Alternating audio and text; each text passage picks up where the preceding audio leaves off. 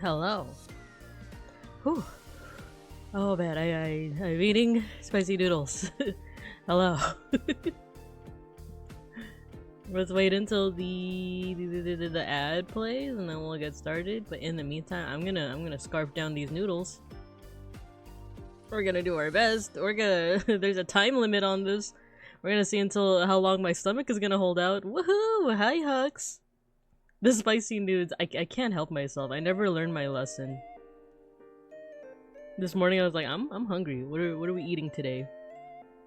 I mean, I saw the carbonara noodles. They were calling to me, and I'm eating them. Whew.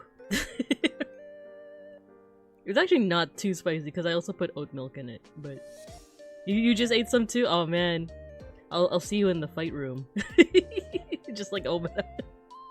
It's actually not too spicy, but it is still spicy. So I'm gonna munch a little. Exactly, Matthew. That's the time limit of the stream. When my tummy starts a knocking, that's when we gotta wrap this up. That's what she said. Oh man, we can defeat this. Burp. And the ad starts in less than a minute. So, can I finish these noodles by then? I think so. I think I'm also gonna grab some Ensure from the Frigidaire, to help with the spice as well. Maybe some Tums. Where the captions say Thomas, I meant Tums. You know, like the tum da dum dum, like the antacid.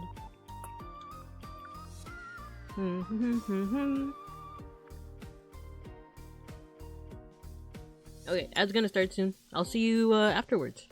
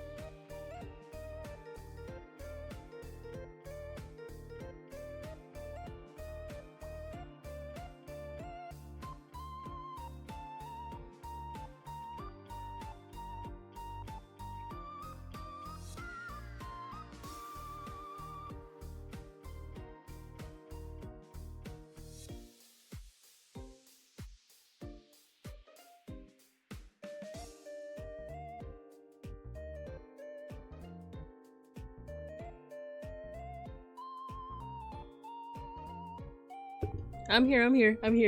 Like, sorry it took a minute. I was getting stuff from the fridge. I was helping my brother-in-law with getting a gift bag for a party he's going to.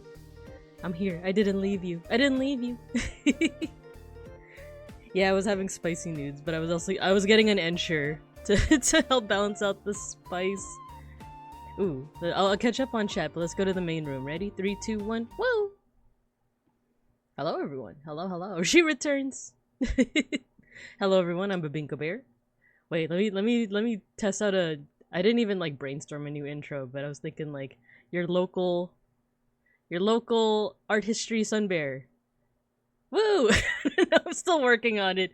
I'm Babinka Bear, your local art history sun bear.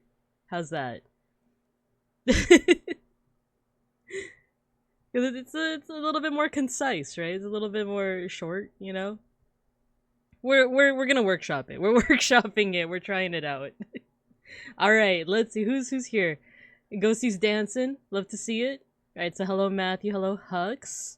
Let's see. Where were we before the ad? I'm civilized and use toilet paper. Oh, because a goat dragging its butt on the grass like a doggo. No. Oh, everyone get your stickers. I see Ghosty, Hux got their stickers. Gojikins, you got your sticker. Pink and Hux just had some spicy nudes. It's gonna be a spicy stream.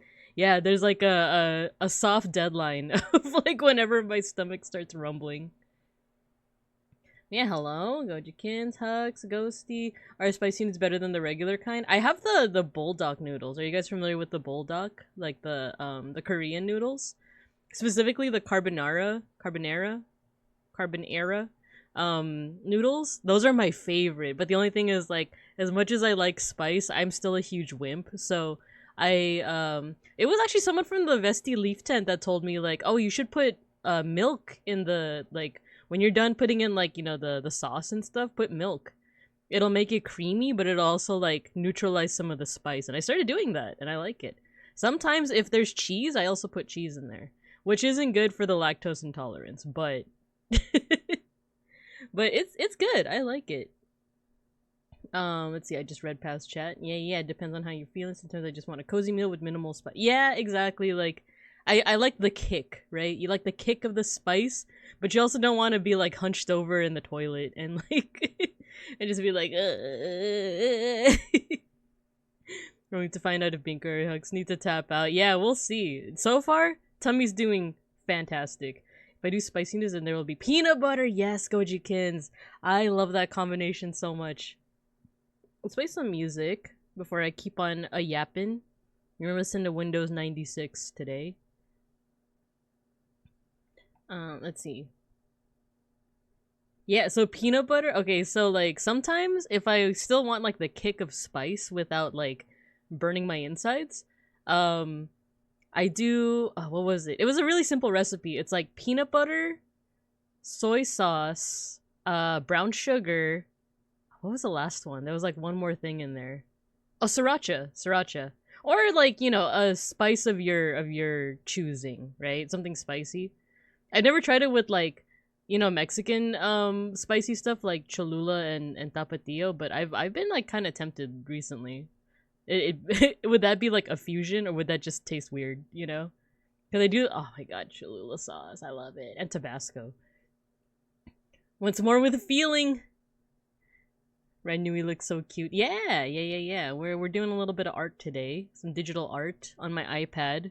Ever since I found out how to like more effectively screen share on the iPad, I've been more like yeah, like I want to do that. And like nothing against CSP, but I'm just so used to Procreate. I'm just so used to like the iPad. So we're doing the iPad today. So local, not friendly.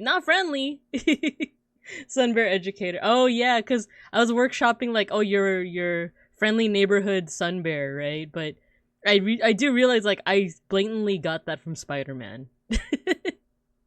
Your friendly neighborhood Spider-Man.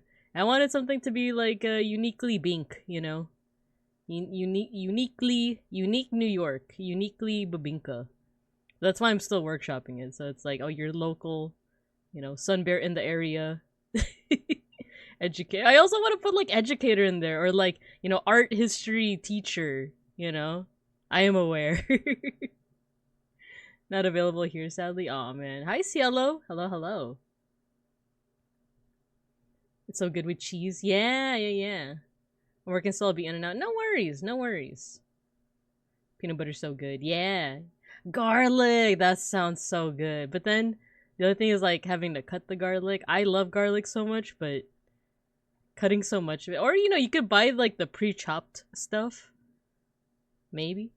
So, that is an option. But I need the struggle meal. I need the lazy meal, you know?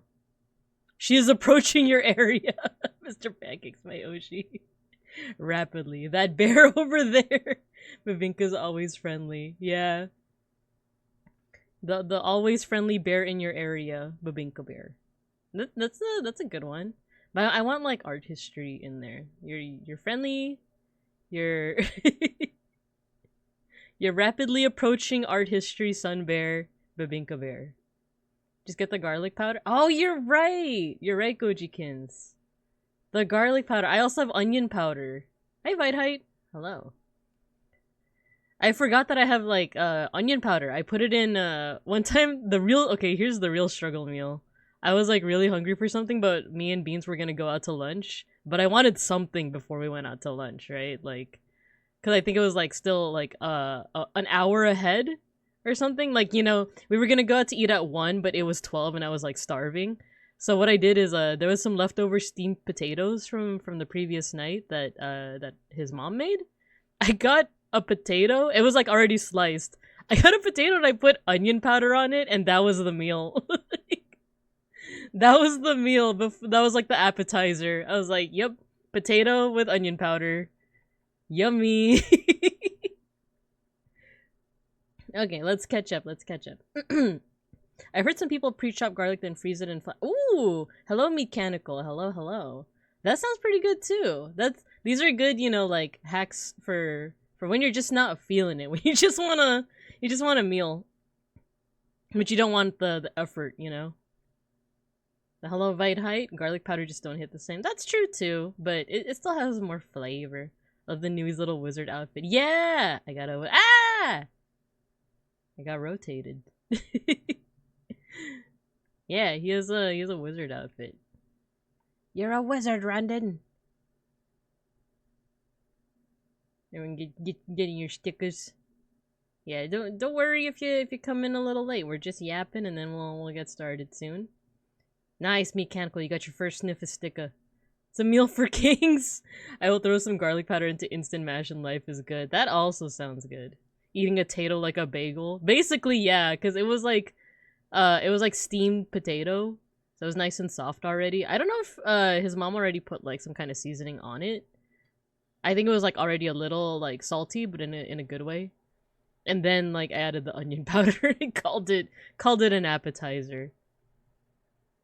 Yeah, hello everyone. Hello Dia. Hello Mechanical. I had instant mashed potatoes this morning. I don't know if I've ever made instant mashed potatoes. Like I've have I? Like, no, you know what? I've never made it, but for sure I probably had it, you know? If they served it at like at a Los Osos Unified School District school, I've for sure probably had it. If my username's a mouthful, you can call me Fleshy or Flesh Robot. Oh, okay. Wait, I've seen your art then. You're the Flesh Robot. Oh my gosh. Nice to meet you.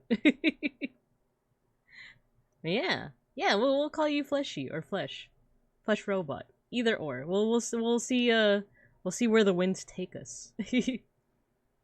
Yeah, it was cooked. It was I didn't just grab a raw potato.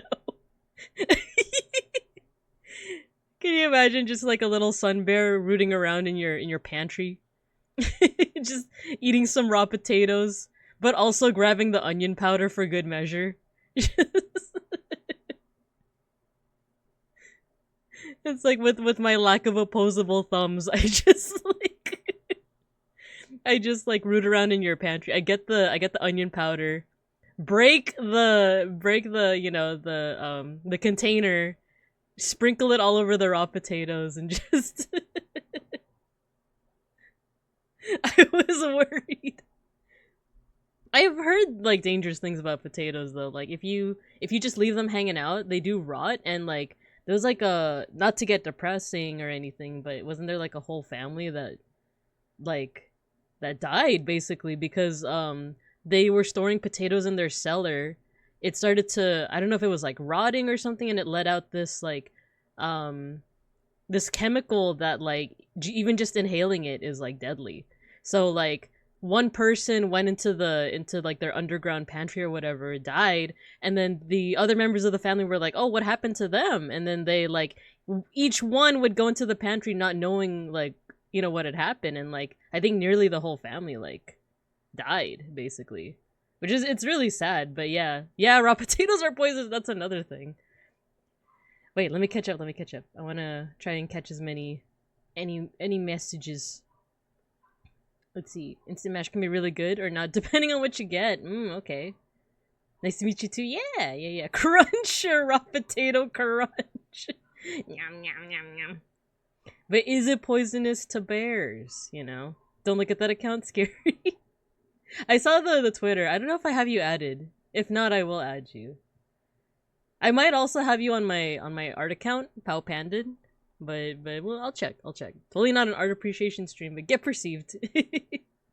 Raw potato and onion powder from when you are desperate for nutrition but still concerned about flavor.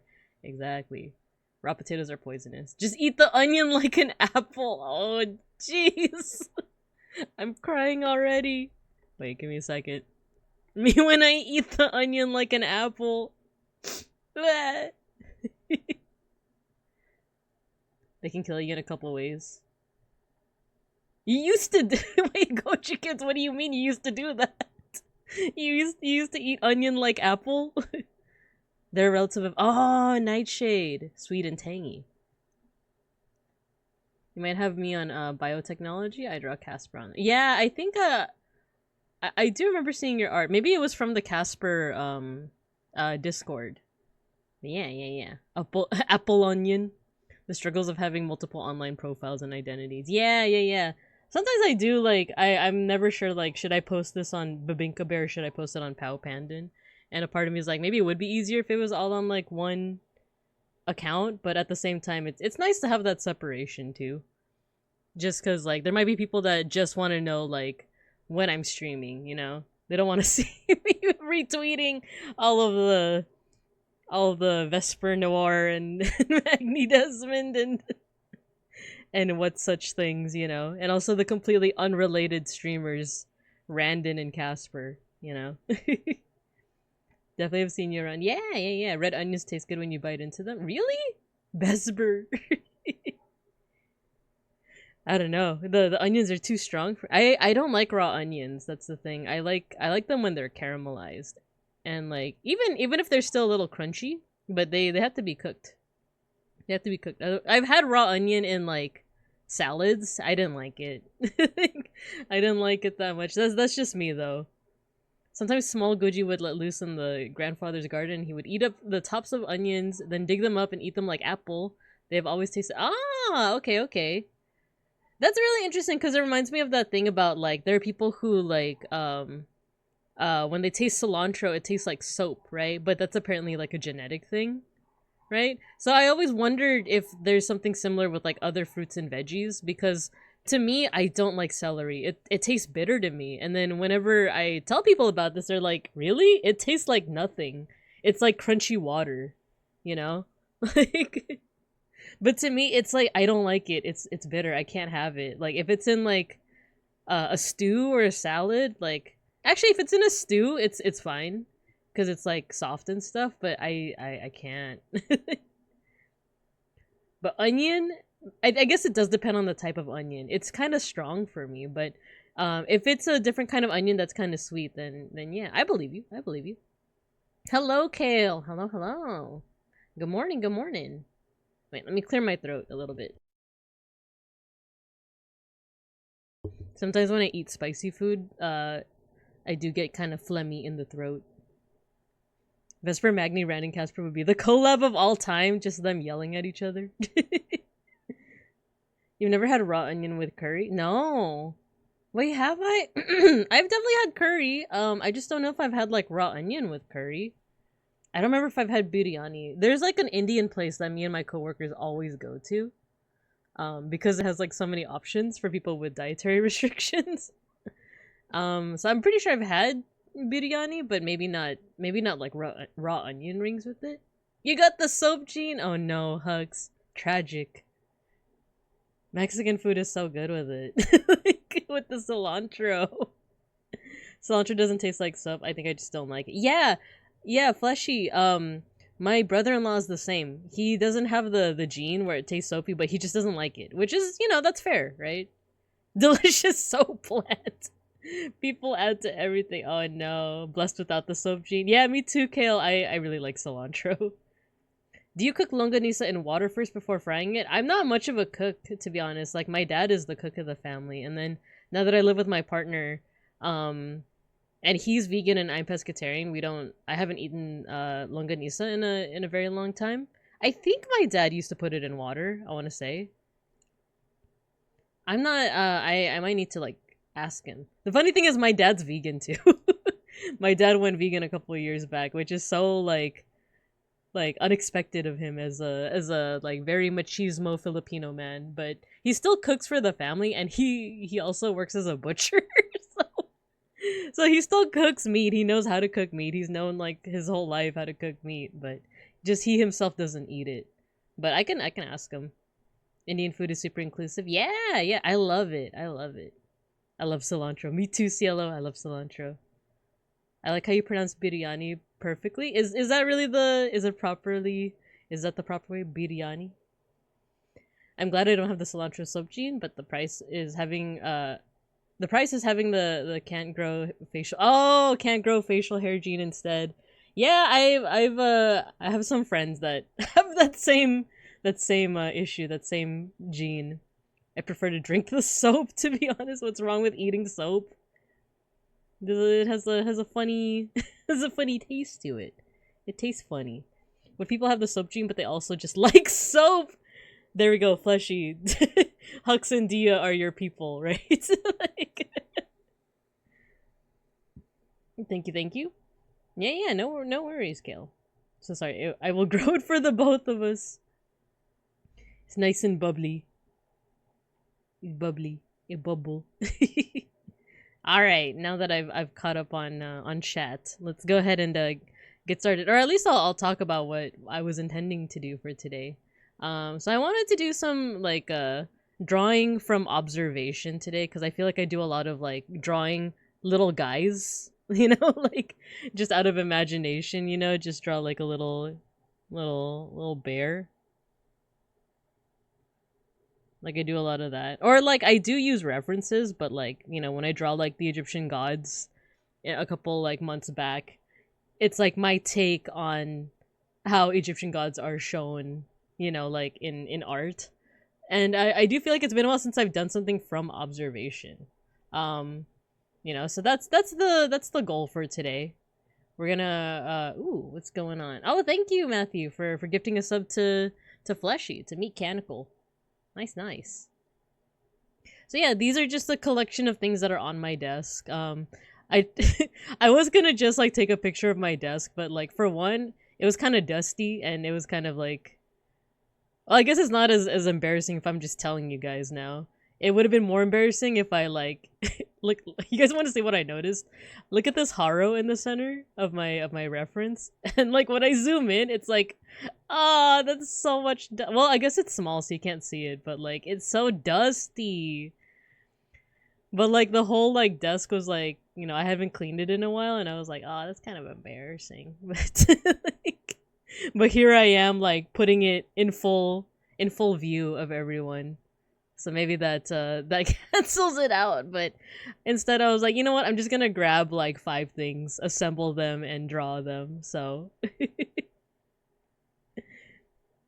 calling poison control for Babika Bear viewers. Soap is nice. It has a nice fizz to it. Bubbles? Oh, you guys.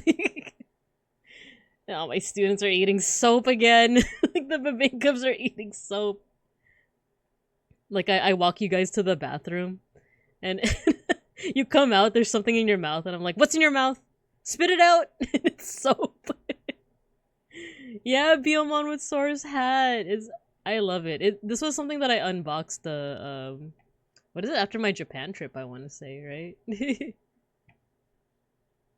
What is the correlation of people who like to eat soap and people who use a lot of profanity in their day-to-day?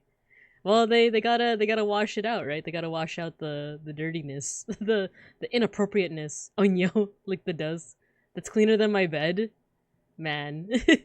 We would have never known about the dust. I know. I exposed myself. Hi, May Shark. The dust adds character. It's true. I should add that to the art, right? Like just little specks of dust. Let's see. Oh, and cool. You gave. Oh, nice. Thank you for the gift sub, Matthew, to May Shark as well. It's like the Tide Pods all over the game. We're like dogs. The Tide Pods call to me. What's in your mouth? What's in your mouth? Spit it out! I'm not giving you the school soap. My parents pay taxes. Do not eat the Tide Pods, and Yay gives us. Do not eat the soap. No, my students. They're so they're so unruly. They're so unhinged. Okay. As you can see, I put like I put some basic shapes on here. But let's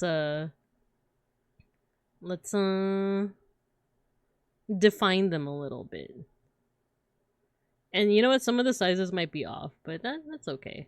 Now, actually, let's do that. Let me make sure that things are at least like kind of accurate size-wise relative to one another.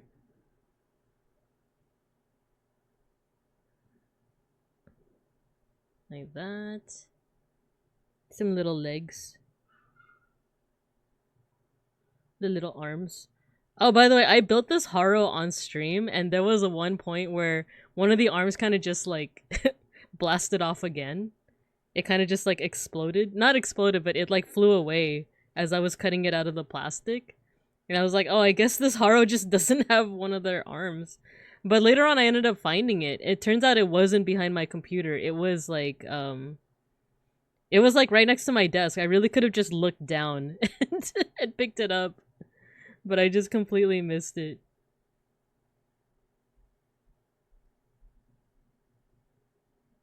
There you go, little arms, little nose thingies. For those that are familiar with like Gundam, do you read these as like eyes or nose?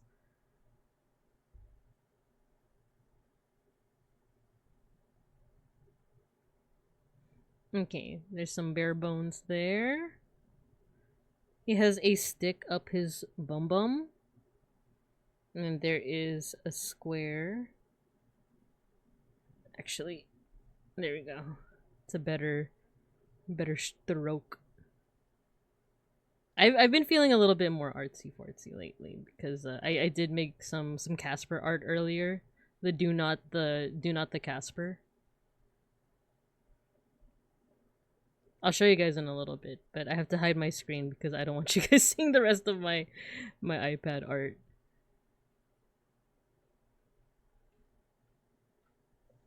Some of them are for British eyes only. No, I'm just kidding. Here we go.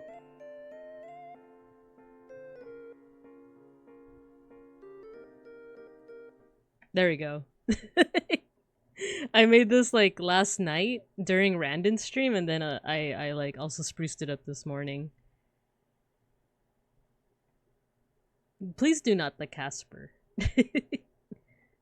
I might be missing some of your messages, but I will try to scroll up to catch them. Reaching into the cubs' mouths like doggos. These restrictions! I think these are kind of fair. I think some of these are kind of fair, to be honest. Oh, Kuraketa, thank you for the 9 months. Nice. I'll catch up to the chat right now. Okay. Said nothing about drinking the soap. Oh no. A hype train? Oh my gosh. There's so many things happening. She won't count the crayons. Why do you guys like to eat everything? My school supplies, I'm paying it out of pocket. The school doesn't fund me enough. My Nui is wearing his tracksuit right now. Gotta go for a jog. That's so cute. Keep mine in jars so I can access them for. Oh my god, you're pickling them. At least the class is eating soap and not hug. True, true. At least you guys aren't eating each other. Give it time, mate. Oh, you read it as eyes, a little like Haro thing. Ah, as eyes. So everyone reads it as eyes. I see. Not the jar Nui. Gen 9 frog Pokemon effed up my perception of what nose and eyes are. Oh, which is it the which one's the Gen 9 the Gen 9 frog one? It's not Toad, right? Earlier Bink and Hux both had spicy newts. Yeah, it is an endurance test. My art's cute, thank you, thank you. Sometimes you have to, the Casper. Sometimes you just gotta. Hello, Kuraketa, hello. These are unjustified regulations. Ma'am, teacher won't let us try the organic fruit soap. Bring me the glue? Oh no, my school supplies. No. Everyone's Pika's acting up. There's only so much soap. You still like to eat paper? I think I did that too as a kid. Like, I think I also used to eat paper. Dia, thank you for the gift sub to Cielo. Nice, nice. Some dinosaurs would eat rocks. Yeah, no, that's true. I know that from JoJo. I know that from, also, let me show you guys another version. There's one version with the cat, and then there's one version with Casper himself. He's like, meow. Please do not the Casper. Oh, you might have also noticed, I didn't post this. I didn't post this on Twitter, but I made a version with a Randon hand. I just decided not to go with it because I was like, oh, I don't know if they would ever be that aggressive towards each other. If it's not like in a play fashion, right? So I just made it like, you know, generic hand. Please do not the Casper. Let's see. Occasionally indulgent paper. Soon we'll have seatbelts on our chairs. Not that it would. I mean, look at you guys. You guys are like amorphous blobs and Bibinkubs. You guys can slip out of the seatbelts. I'm pretty sure of it. Dia, thank you for gifting us up to What the Kale. Thank you. Some birds also eat rocks to digest stuff. Yeah, I just remember that one JoJo chapter where like spoiler for part 7 Steel Ball Run. Without spoiling too much, there's a character who is turning into a dinosaur. And like the main character comes in and the guy is just like, you might be wondering why I'm eating rocks right now. And like he goes on to explain like, oh yeah, did you know that some dinosaurs and birds would eat rocks to help with their digestion? And then the character is like slowly turning into a dinosaur. It's just so JoJo. Save the folder just in case. Give Randon a knife and it'll be okay. Cooking. Okay, let me go back to BRB so I can go back to my other drawings.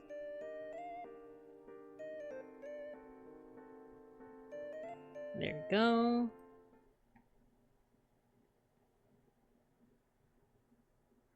Cooking at the moment? Ooh, nice. I didn't realize Gerard T. Rexford was a JoJo reference. Did he also say that? Did he also do the, like... You might be wondering why I'm eating rocks. I like that this, like, JoJo character just turned it into, like, an educational moment. Like, he's going through this, like, frightening transformation into something inhuman, and yet he has the time to just be like, you might be wondering what's happening to my body right now. I'm becoming a dinosaur. Rar XD. There you go, we got a little Haro. Oh, there's like some puzzle piece. That's right, there's like puzzle piece stuff. Oh, it's like a little bit more 3D, so.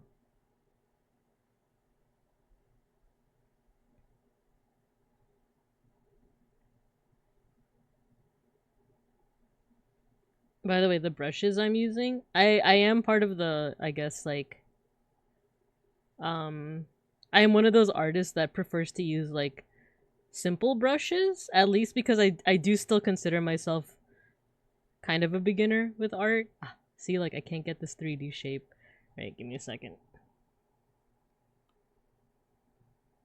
We had this discourse once before where like it is really useful to have different kinds of brushes that can do different kinds of things. But when you're starting out, it's also really helpful to kind of be able to figure out how to make certain textures and effects just with like the most basic of brushes.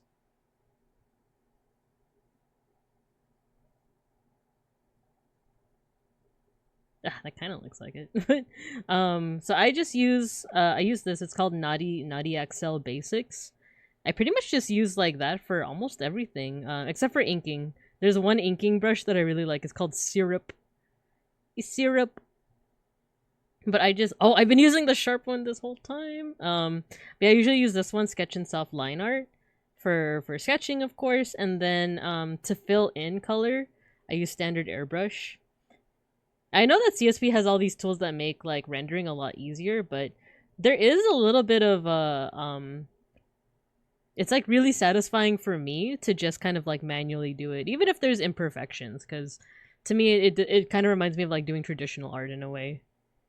So I pretty much just use those two, and then when I'm done, I started doing this thing. I was kind of inspired by Milky, where I like combine all my layers together. I one layer it, and then I just go in with the sharper line art tool, and just like add some details here and there, and that's pretty much it. Like I think those are pretty much the only brushes I really use for the most part.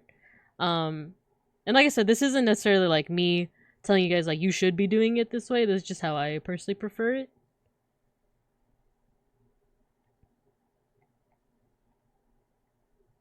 We all go through changes in life. His change was into a dinosaur. It's true. Glad he found who he was. Proud of him. Exactly. See? And they're educating people about their crazy transformation. You know what? I should have done this. Let me erase. I'm gonna redo this, actually. I also feel like I'm getting too into like the details here, so I might... If I get too much into it, then I might move on to something else.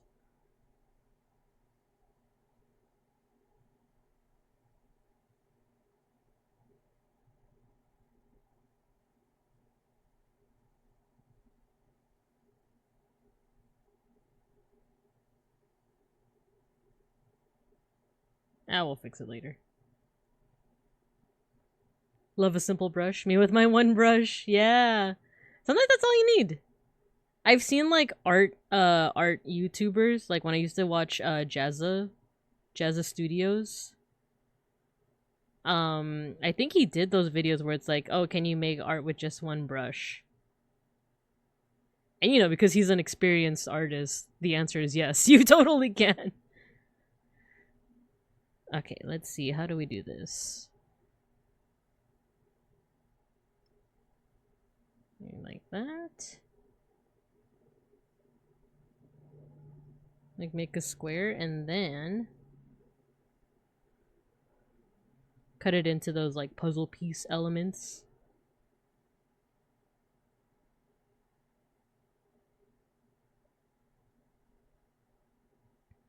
And it may not be perfect, but it's okay.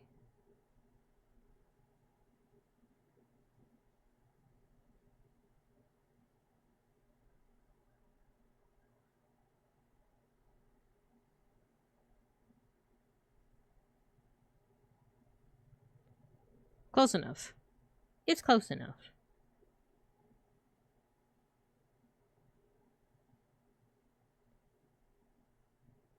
Actually, we'll keep it like that.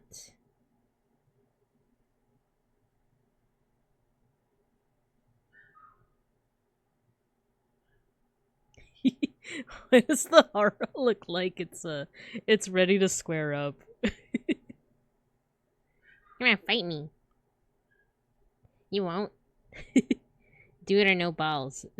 Is this what Randon hears in his chat all the time? Always ready to scrap, exactly.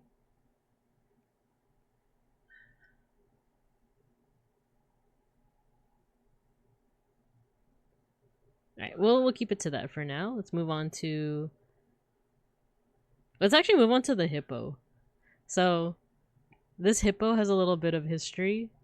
This is William. I call him Billy. This is it's a replica of it's like a for sale replica of like a little hippo from the Met Museum. I mean, not from, but it's at the Met Museum in New York City, and it's based off an ancient Egyptian faience. It's called faience. It's like a I know what faience is, but how do I describe it? I don't remember if it's I think it's a type of like ceramic. Yeah, glazed ceramic ware, and it's usually like in this color, and like Egypt is just kind of like they have this type of like ceramic. It's blue, it's very blue, throwing bolts and nubs. And well, I guess I have no balls then. They asked for no pickles. Pickles, Mr. Pickles. So yeah, this is based off like an Egyptian like ceramic of like a hippo. But the Met Museum also sells like little magnetic versions like this. I guess it's like plastic and magnet. It's magnets. How do they work? Don't answer that question. It's a it's a reference. Okay, so let me get the basic shape out first. It's a little tricky because it is like, it's not straight on. It's not head on applied directly to the forehead. I'm so meme brained today. I'm so like, everything is a reference to something else. But some of these references have aged some. You know, like, the head on, apply directly to the forehead.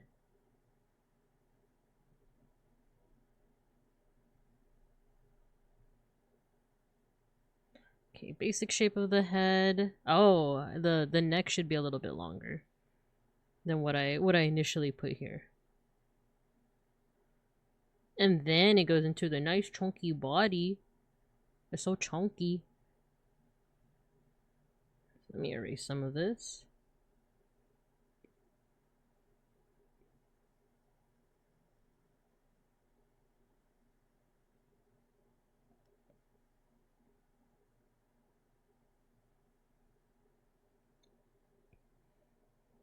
I watched the ICP movie in Halbernock's Discord for movie night Thursday. Oh, Insane Clown Posse? Yeah. Magnets, how do they work? Oh wait, let me... Did I just get a phone call? Give me a second.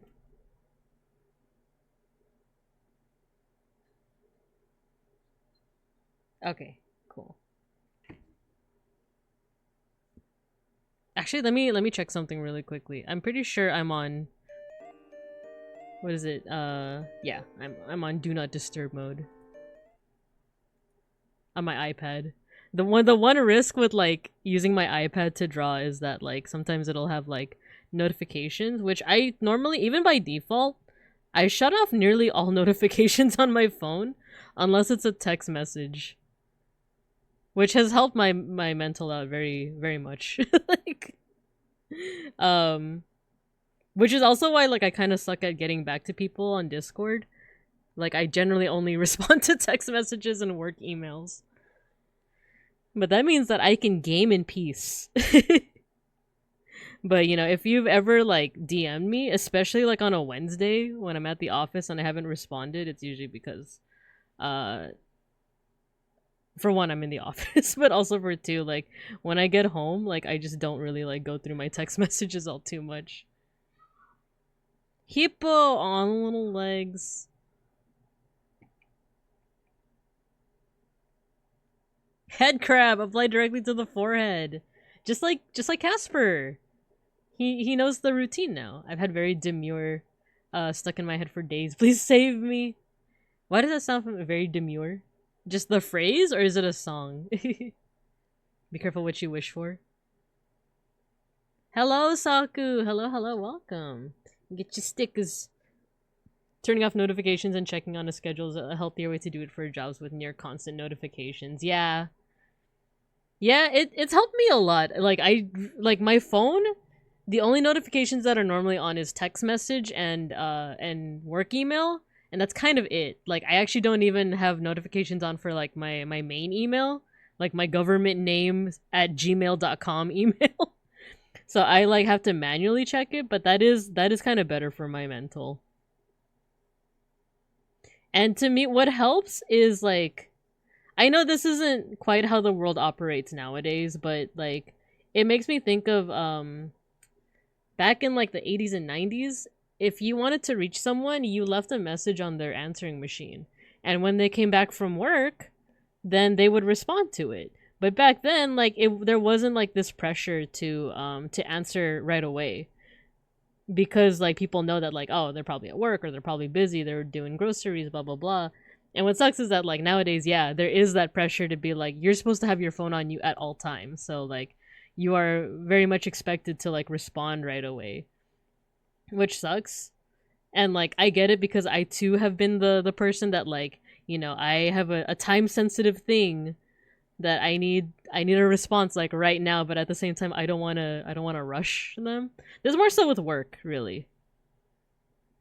Never really with like with streaming. It's more so with like work. And but even then I try to be like, so no rush, but I would preferably like to have that soonish.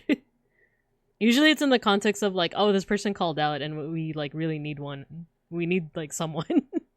And if you don't respond, you're not fired, but just know that I'm gonna have to call in and I'm gonna be not unhappy, but I might complain about it later.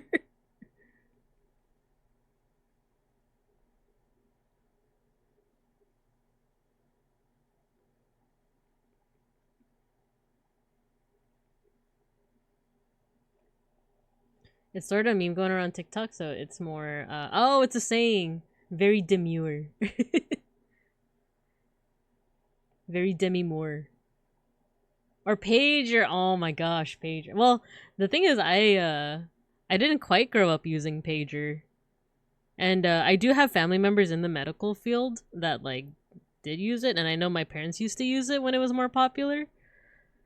But that's also like I'm too young for I'm too young for the pager.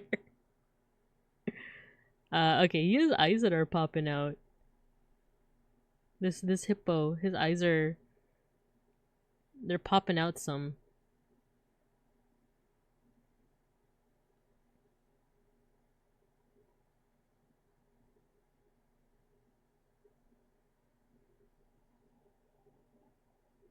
Back in the day of if I'm not home, I'm not home. Like no rush with the anime girl theme, but my okay. No, good to know. You know what's funny is I have been working on it. Just not the pixel art for it. So I actually did transfer those files to my Discord. Yeah, I've just been busy with work recently, but yes, thank you for the reminder. I can definitely get it before September.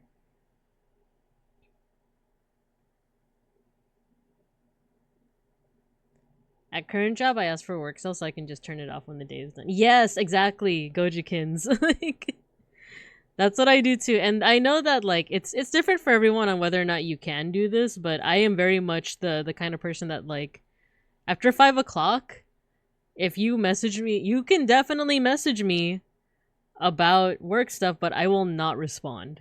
Unless it's like really urgent, I'm not gonna respond to that. So, and the thing is, not everyone is able to do that. And I'm not talking about like not everyone is like mentally able to do that. I mean, depending on your job, that just isn't like an option, like you need to be like kind of on call.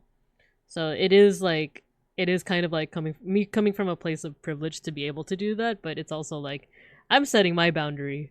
Like I am not gonna answer your text if it's work related. If you want to cheese me about personal stuff, then yes, I will respond to your text message. But otherwise, nah, it can wait. It can wait.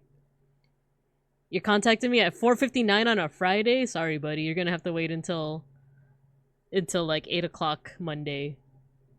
Which technically, I'm not even supposed to do that until 9 o'clock. But sometimes like 8 o'clock is when I start getting into like work mode.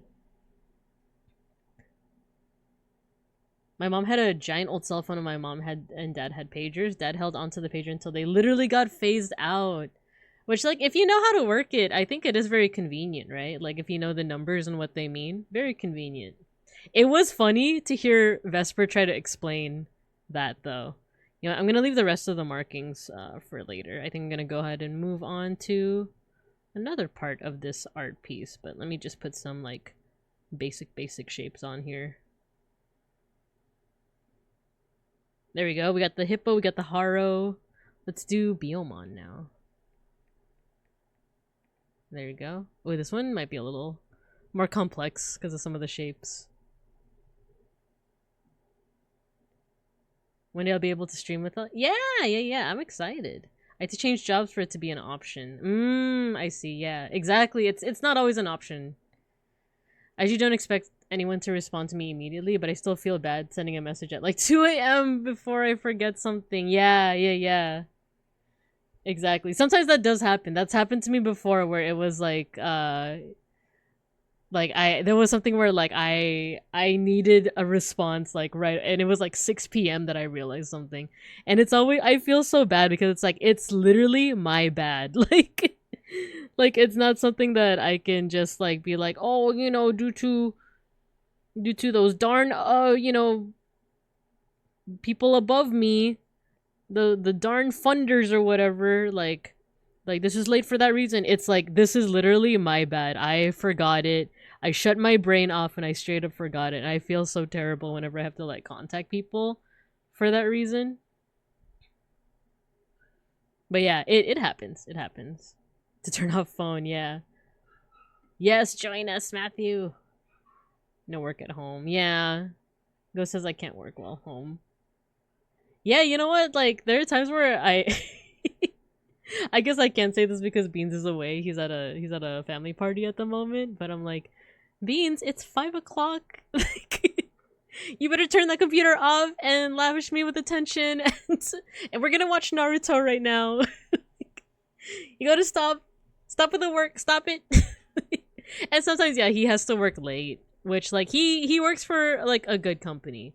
There's no one that's like forcing him to work after. It's more of like him like putting his own like no, it's just better if I finish this now, right? So it's the same thing with me. Like I'm usually never in a rush, and it's usually just my own like like if I work overtime, it's because like I really want to get this done like today. So like I'm never like, luckily I'm like in a position where like that's the case. Same with Beans, but yeah, sometimes he's like working. I'm like, oh, excuse me, sir, I want to watch Naruto right now. Like, turn it off.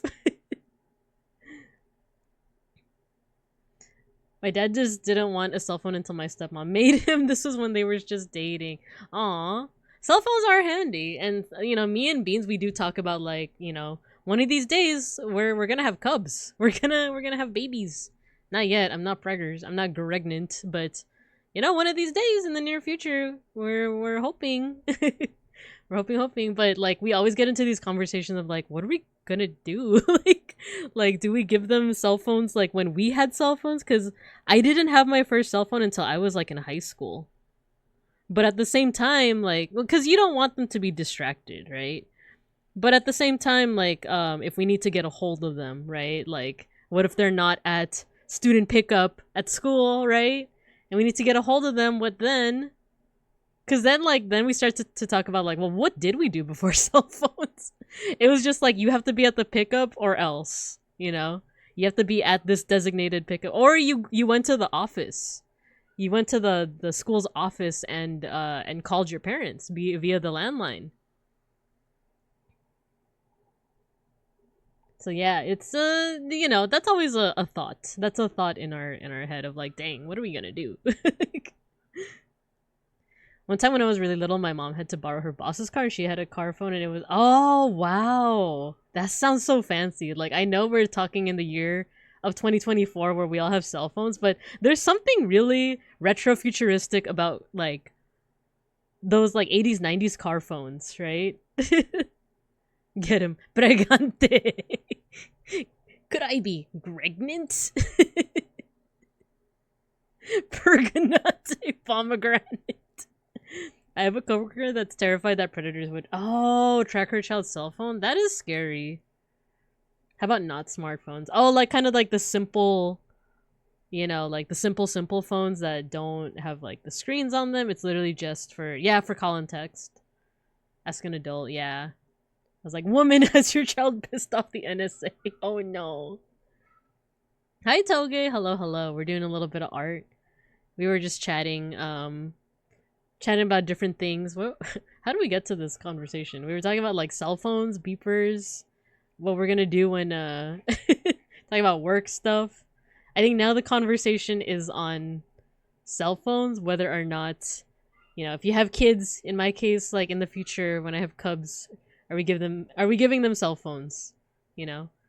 Are we gonna be like the no screen family? You know, no screens until they're 2, no cell phones until they're, I don't know, elementary school. Like, because back in my day, I didn't have a phone until I was in high school, and it was a BlackBerry.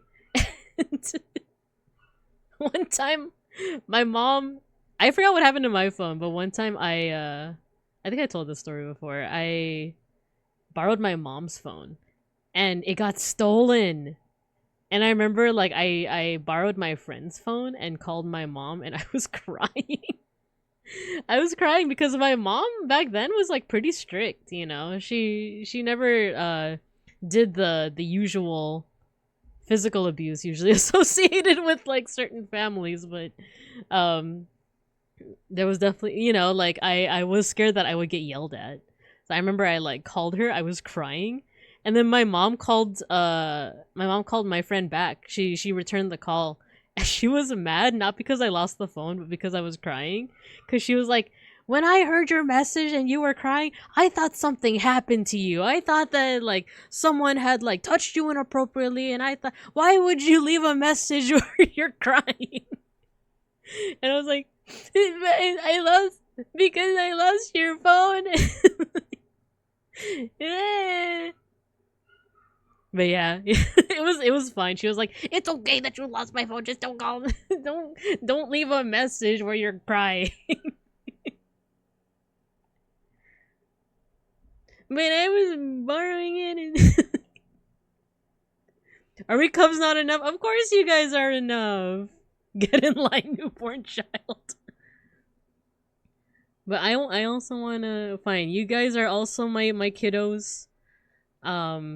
But one of these days, I need a mini Binka. I need a nice mix of Binka and beans, you know? Like, one of these days I'm gonna get old and gray, and who's gonna be your teacher then?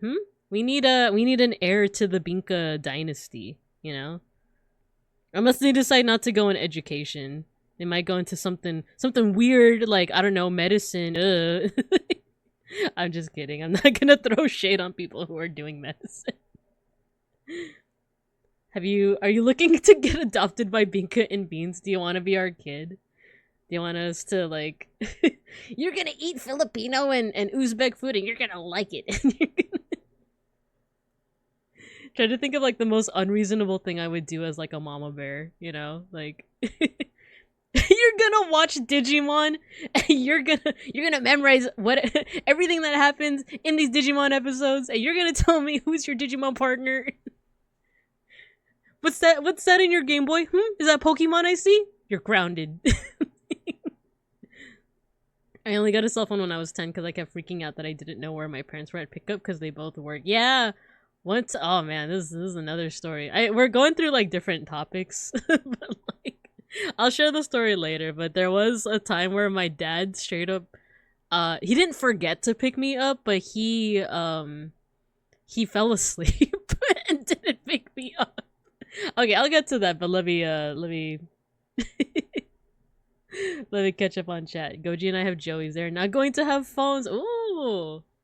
That's what me and Beans talk about. We're like, what's the age? When do we give them phones? Also, Joey's, that's so cute.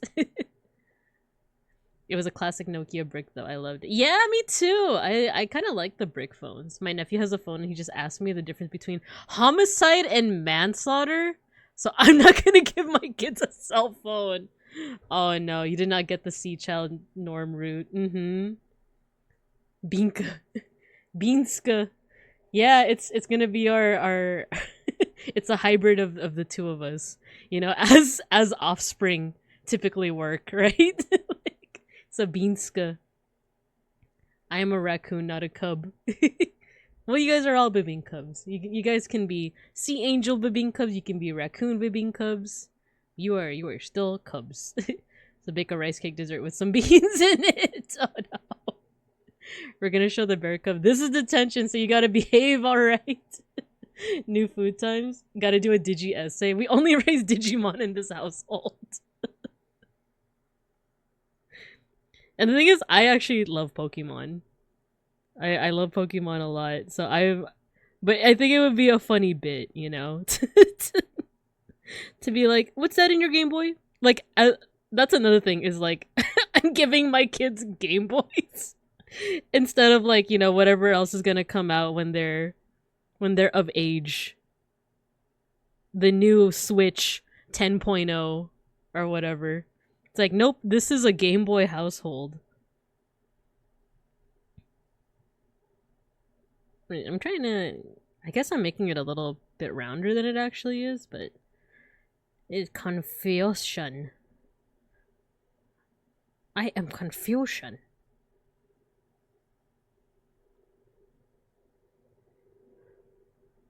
I've never played Pokemon game. Hope you're proud. I think they're worth checking out. I do feel like Pokemon is a good, like... You know, if we're talking about kids, Cubs, and Joeys, and whatnot... and you want them to like get into video games, or you want to like expose them to video games, I feel like Pokemon is a good start, right? Like, you know what, there needs to be more Biomon in here.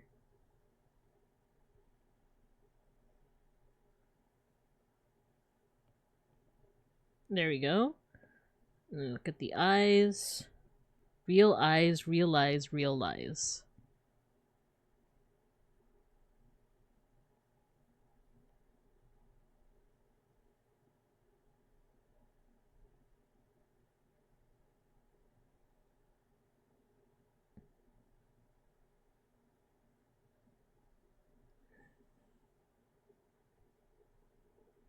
Oh dang.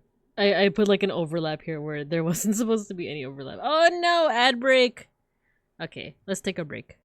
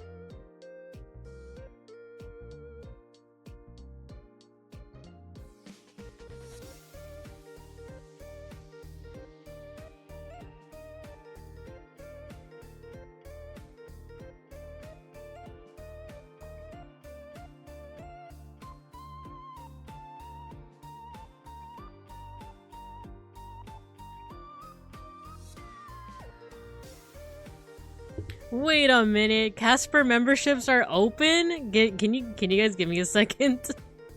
I was just looking at the Casper Discord and I was like, why is there a ping? Give me un minuto.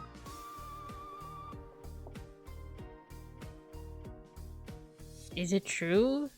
It's real? Is verdad?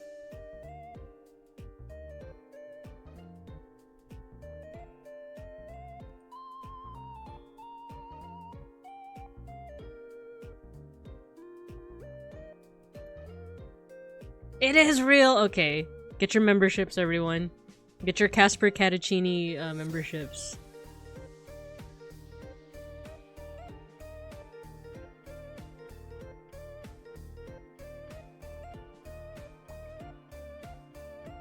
Sick. Okay.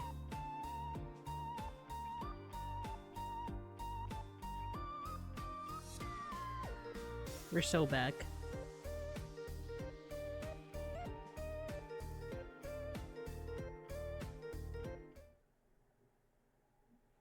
Alright, the Game Boy Color let them experience saving batteries. Yeah, just so many AA batteries. You've never played Pokemon?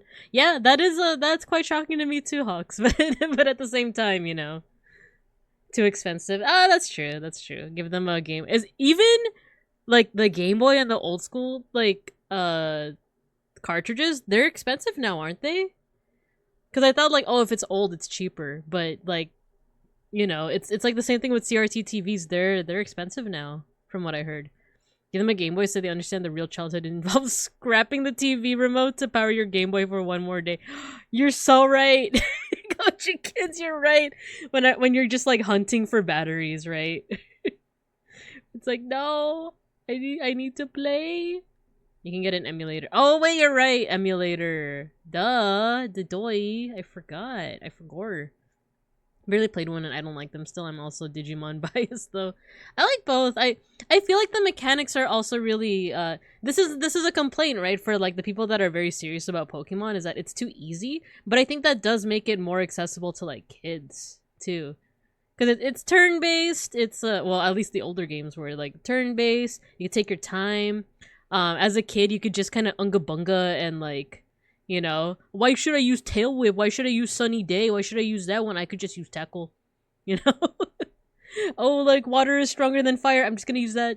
Like you don't need like the Giga Brain strats. You could just be like, fire is stronger than grass, and I'm a higher level. Level is higher. Number is higher. So, you know, I'm too stupid for that. It's like doable to get an emulator. Do it for free, legally. Probably, maybe. Pudaketa, my kid's gonna be like, but dad, everyone plays Pokemon. Nah, kiddo, you're playing Persona and SMT.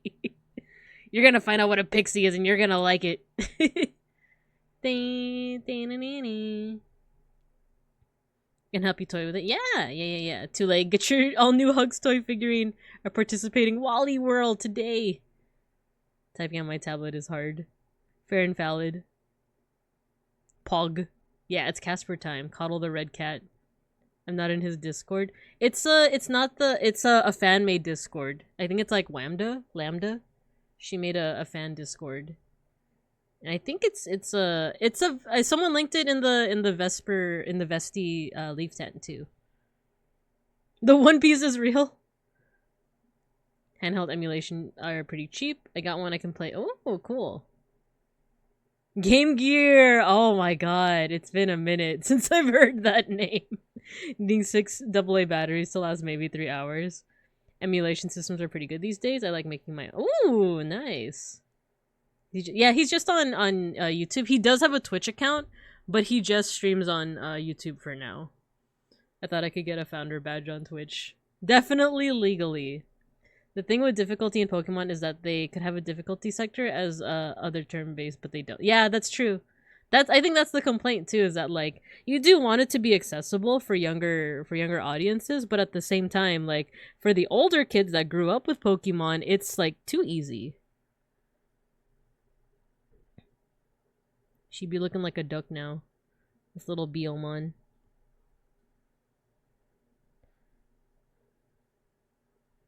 I'm gonna move this just a teensy bit here. And then erase that.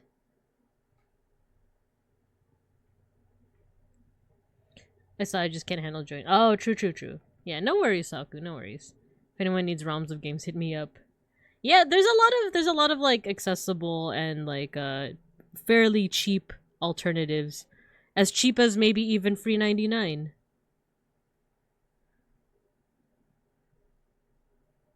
Because I remember, like, even in my 20s, I remember emulating the PS1 to play Final Fantasy IX, my favorite game.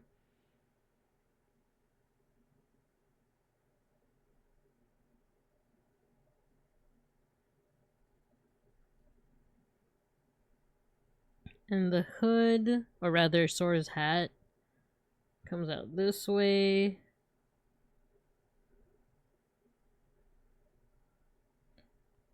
Yeah, because of the angle, this one is a little hard.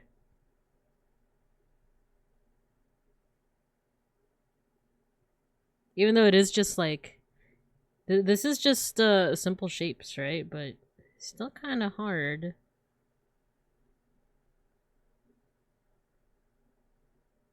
You got the big old hat.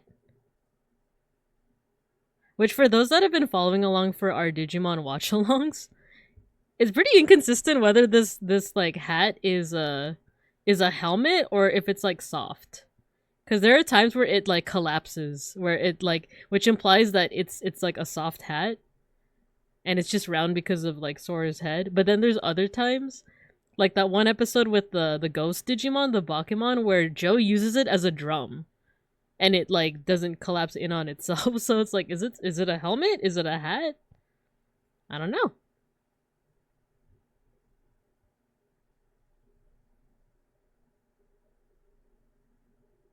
This still looks kind of off. Maybe like that.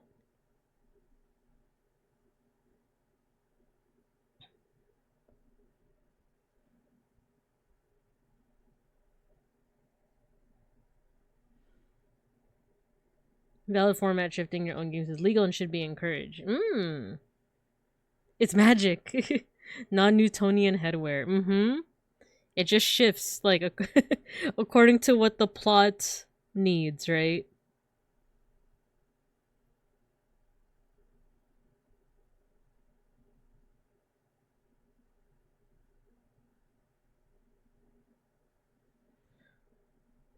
And this then becomes a little bit rounder. Or not rounder, it's actually like flatter.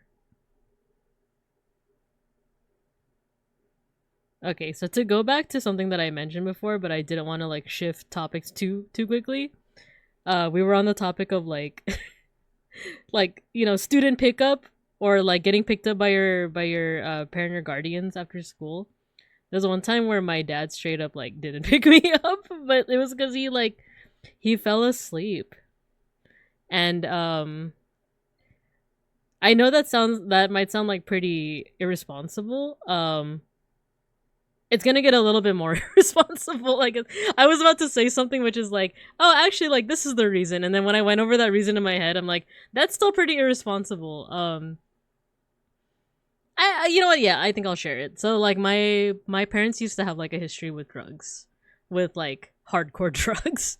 And they, like, throughout my childhood, they were using, but at the same time, they did take special care to not expose me to it, and they tried really hard to make sure that it didn't impact my life at all, because like to be fair on their half, like using hardcore drugs is still a bad thing, but I would say that they did a decent enough job because I didn't realize it until I was in college, after they had long stopped using. And it was because like I remember telling like a fellow I used to have it's not really a therapist. It was like I was in an organization where they gave you like just people to talk to, kind of like a pseudo therapy, but it was like having a partner to just talk about stuff. And these are fellow college students, and they were kind of trained like in some, not really a life coach. It's just like someone like a year older than you that's meant to be your mentor, but they're not really your mentor. And it's just like they are trained in some like therapy things, right? So I remember like opening up to them and being like, yeah, like I remember my parents would do this when I was a kid. And like they asked me like, did you ever see them with a pipe that looked like this? And I was like, yeah, actually. But I remember like when I caught them with it, they were scared. They were like, you know, don't pay attention to what we're doing right now. Like they always made sure that I was in another room, or like we used to be in an apartment with 2 floors. They're like, you know, we're gonna be doing something downstairs. Do not go downstairs. You stay in your room. Got it? So like they tried their damnedest to make sure that like I did not see it. I did not perceive it. I didn't, you know. So like in their regard, like yeah, that was good on them. And this is despite them having like a pretty bad like addiction to it. Yeah, kind of like buddy counseling. Yeah. the wacky tobacco. It was worse. It was like way worse. So, but yeah, they were users for like quite a while. Like they didn't stop until my youngest sister was born, which is like she and I have like an 18-year difference. So, yeah, the rock.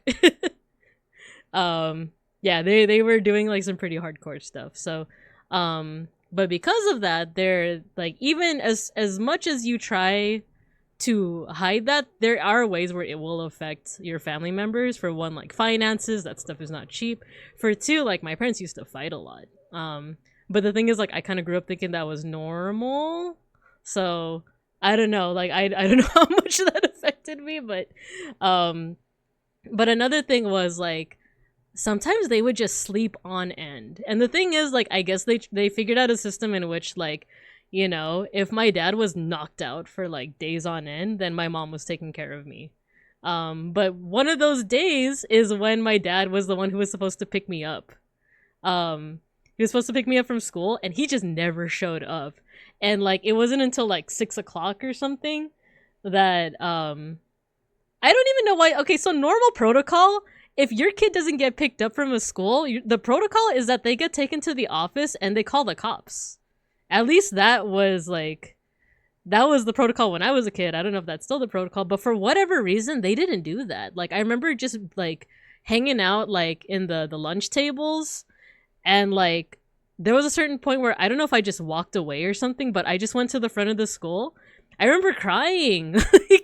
I remember crying because I was like, my parents aren't here to pick me up. And then lo and behold, around like, I want to say like 6 o'clock or something, my dad showed up, and you could tell that he was stressed. He was like, he knew that he like effed up. He knew that like, this wasn't him just being like, oh, haha, like I fell asleep, haha. Like, you could tell like he knew he effed up. He was like, I'm so sorry. Like, you know, like I'm never gonna do that again. Like, I'm never gonna like forget you again. And it's like one of those like core memories of like I'm crying, but also like you could tell he was stressed out of his mind, you know. Let me catch up on what you guys are saying. Hello, Mega Bronson. You came in when I was trauma dumping. I'm so sorry. They were doing hardcore stuff. They were skateboarding while wearing Vans. They were in fact doing that. 18 years. Yeah, me and my sister have an 18-year difference, so she is a high schooler now. Yeah, they call the cops and social workers, but for some reason they didn't do that. I don't know if I think I just walked away from like the teachers and stuff. Sometimes they call a family member. No, don't cry. Or family friend. It's one of those we did damage with this one type experiences. Yeah, good old trauma dumping. Basically, I was just saying that my dad like didn't pick me up when I was like in elementary school. I probably should have opened up with the fact that it was in elementary school. Can you imagine me as like a high schooler or college student, and I'm just sitting there crying? And like, you know, like I'm an 18-year-old. I'm a my dad didn't pick me up from work. When dad I thought this was in elementary school, which kind of makes it worse, right? Like, this was in elementary. Like, I was I want to say like 3rd, 4th, or 5th grade. I don't quite remember, but like, and the thing is, like, I lived right across the street from my elementary school, so I really could have walked, but both my parents had instilled in me to like no, you wait for your dad. Like, you wait for your mom and dad. Don't walk by yourself, which, you know, that's fair. You never know, like, the different neighborhoods in the area. But yeah, I do realize that this technically does count as trauma dumping, so I apologize if it was a little too intense for folks. But to finish off the story, like, my dad, he finally like picked me up. He was super worried. He was super apologetic. And I remember he even like, I was young enough and I was small enough where he could lift me up on his shoulders. Like, and I did like, what is that? Like piggyback ride, basically. Like he took me home, like on like with me on his shoulders the entire way. And like I said, it's like a core memory that like, it's kind of wholesome because it shows like how much he cared, but it was also like, bro, the reason why you were knocked the heck out is because of the drugs. So like, And like the thing is, this isn't what made him like stop doing drugs, because like I said, like they didn't stop until like my little sister was born. But it was still one of those like, oh, if you use, make sure at least that your daughter is like picked up from school. But they're both clean. I think I should also open up with that they're both clean now. They've been clean since my sister was born. So, and she's like, how old is my sister? She's like 16. So they've been clean for like 16 years. Don't even touch this stuff. They even joke about it. Those MFers joke about not like the like leaving me at school. They don't joke about that, but not joke, but like they did. I eventually, when I was an adult, I told my or my mom brought it up actually, because she said the whole reason why the whole thing was that she had come back from work and realized that I wasn't home, and it was already like 6 or something. And she like yelled at my dad so bad. She was like, "What are you doing? Like our daughter, she's not back from school. You're supposed to get her." So like, yeah, this isn't one of those stories where it's like, oh yeah, they were like super neglectful. It was like, no, they knew very well that they screwed up. Me getting my bachelor's degree, waiting for the bus, and the bus doesn't show up. Where's the bus? I've been waiting for 45 minutes. That literally, that's me to a T. Even nowadays. I have to get to work. I have to get to work. Where the frick is the bus? Same, I wasn't allowed to walk home, and yeah, right, Saku? It's one of those, like, technically you can just walk home, but like, you know, there, especially back then, maybe even more so nowadays, it was very like, do you it's 9 o'clock, do you know where your kids are? And there's this whole like, you know, narrative of like, oh yeah, your kids are gonna get stolen, they're gonna get abducted if you don't physically walk them back with you. Finally, someone younger than Hugs. Me on a train platform in the Outback, and an old guy mentions, well, it didn't show up yesterday? Was that guy there since yesterday? Can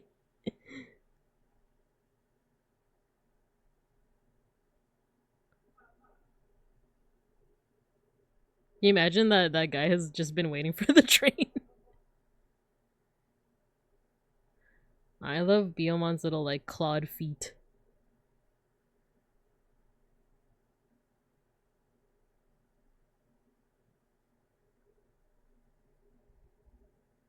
He lived there. Ah, okay. I didn't walk home on my own either. My mom was always picking me up, even though it was like a 30-second walk. Yeah, like, literally, like, it's literally across the street. Like, I could have just made this journey by myself, but it's like, nope, you're too young.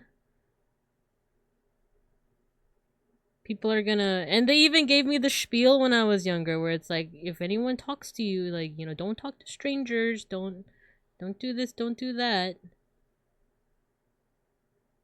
And it's like, well, now you don't have to worry about that, mom and dad, because I have social anxiety. And like, I'm not gonna talk to strangers in any circumstances.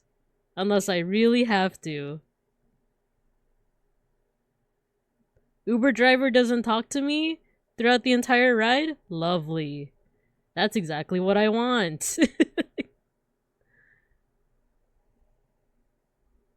Stranger danger. I talk to no one unless online. Exactly.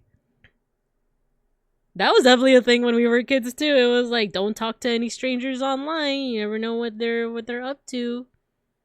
Which is true. That still does hold true. But at the same time, who knows, you might meet a sunbear that's ready to teach you a little bit of art history. And in the end, isn't that worse? Isn't that worse than drugs?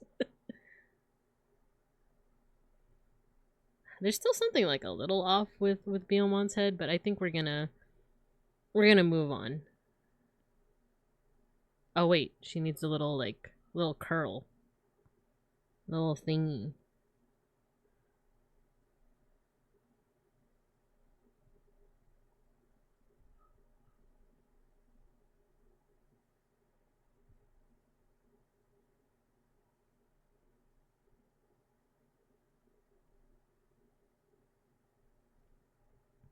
There we go. Ah, it's the beak. It's the beak. It needs to be like...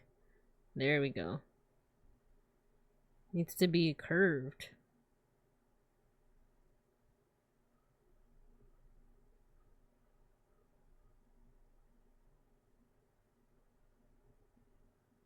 This music. This music.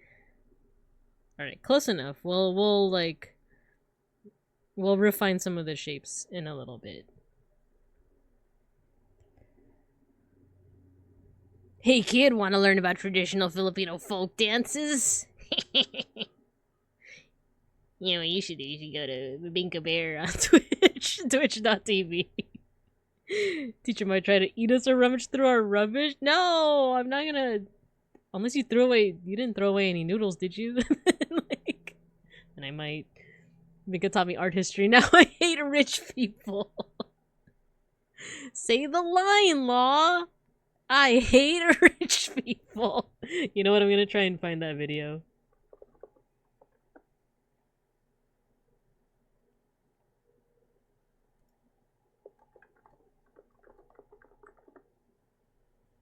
I forgot the character's name is Martial Law. like I know him as like Law, but his name is a Martial Law. Okay, give me a second.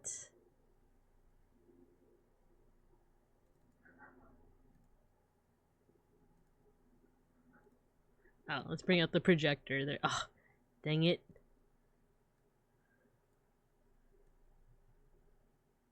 Alright, students, here's today's lesson.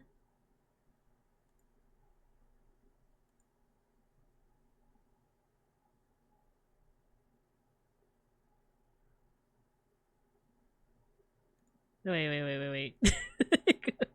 wait. What's the quality on this? Why is it... Let's do 720.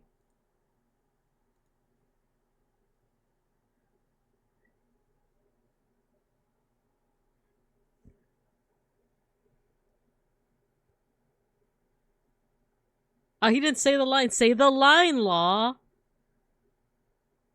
Say the line! Man is ripped. No! I thought it was gonna do like the compilation.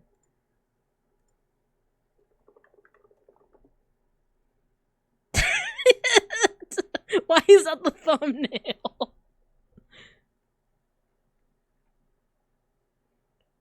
Is it this one?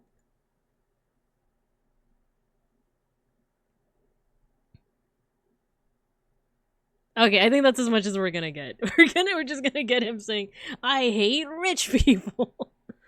The weird shift where the kids who grew up online understood better than their parents who would have to fight them on the online dangers topic. That too, like, have you guys seen those tweets about like millennials are kind of like in this weird spot where like we were definitely taught not to like trust people online, whereas like the generation before us, like Gen X, like boomers and stuff, they like are still kind of getting fooled by AI and stuff, and then the generation after us, maybe I think also I want to give like credit to older Gen Z as well. Like I think they also know to be more secure about certain things on the internet. But I think it's like incoming like Gen Alpha too that is like not the most secure with what to share on the internet. This is right after me sharing my like yeah, my parents used to do drugs and pulls a brochure out of a trench coat. The internet sunburn gonna tell us where the brown pigment came from. No, not the mummies. No drugs VTuber pipeline has been a banger. Singular noodle. Yeah, I'm gonna eat the singular noodle in the trash. Video time! You do not in fact like the rich people. Gen X was feral. They raise each other in the... It's true, I heard that that's making a comeback. Right? Like... I heard that, wait, let me put this away. Let's bring the iPad back. There we go. Yeah, I heard that there's like millennial parents are now being like the Gen Xers where it's like, all right, you don't talk to me.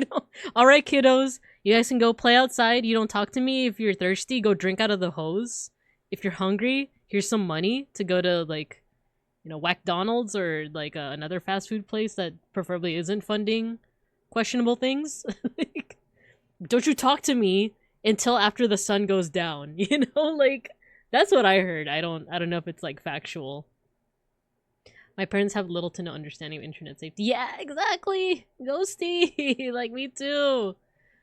Internet safety and also like what to believe on the internet as well. Like I did try to warn my parents about like AI scams where it's like if I ever call you and I say that I'm in a traffic accident, it is 100% like BS because like not actually not necessarily traffic accident because like the thing is I ride the bus. Like I it's like those phone calls that are like, "Oh, we've been trying to contact you about your car's extended warranty." And like me without a car being like, "Tell me more." Like, tell me what's up with my car. No, tell me. Tell me. Tell me everything you know about this supposed car that I have.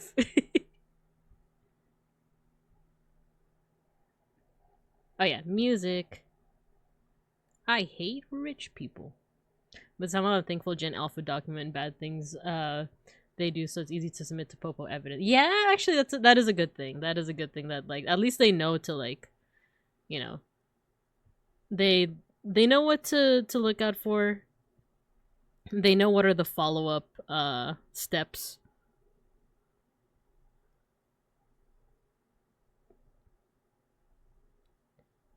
Got a big old mouth, this one.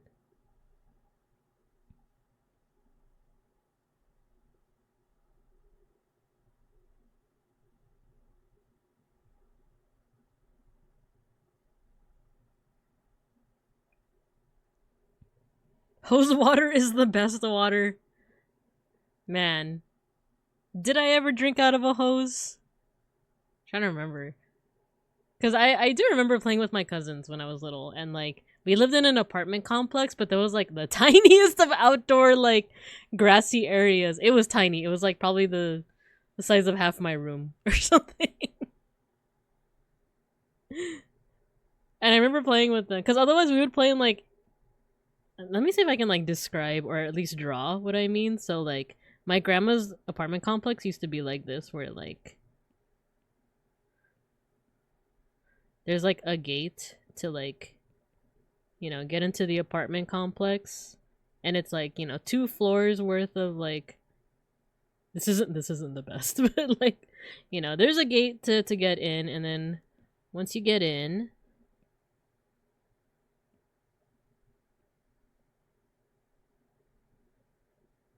this is definitely like a lower income like apartment complex too.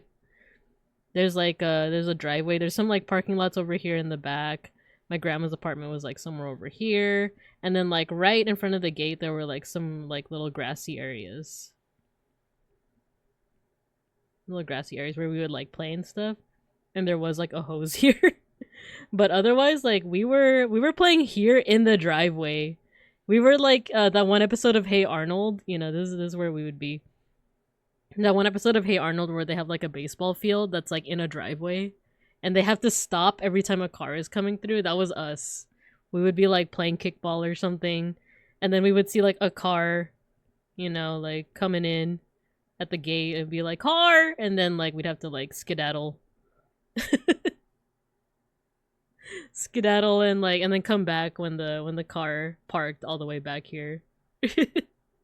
That was like our little play zone. I don't remember if we drank out of a hose, but I do remember someone had a birthday party and there was a piñata, and I was the one who broke the piñata. No, wait, no, I wasn't. Someone else broke the piñata. I ran to go get the candy, but they didn't open the piñata all the way. And so like an adult came over, opened it all the way, and then all the candy started falling. It started falling on all the kids' heads because I remember like it started like blinking me on the head, and I was like, ow. I just wanted this sweet candy.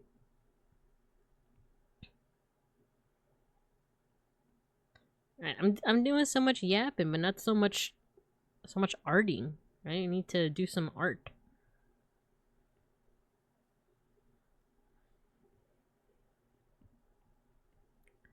I got a cute little bow.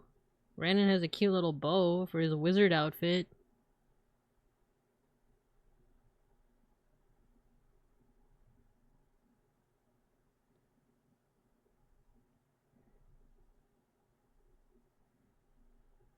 What does the bottom look like? Like this.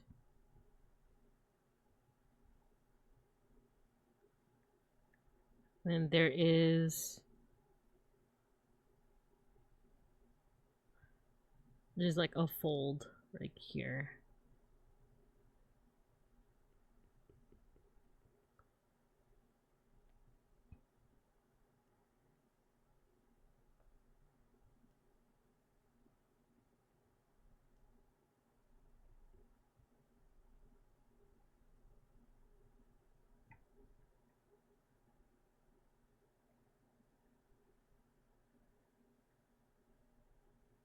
Looking at clouds and following ants, best pastime. Yeah. Just give them the house hippo video as a primer. Can I get those cute little numbers on the back of your credit card, please, pretty please? No. For 2016. Oh no. You guys know my PIN number. On the other hand, my mom refuses to learn how to use the internet on her phone, or how to answer her email. Yeah. I've been trying to plan my Philippines trip with my mom, and it's so hard because she'll be like sending me pictures of like websites instead of just like the link to the website. Oh my, oh, she's balding.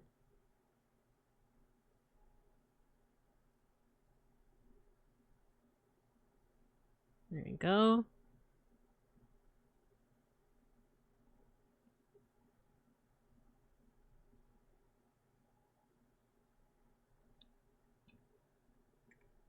Huck's gonna be rich. How we ever afford ice cream if Huck steals our monies?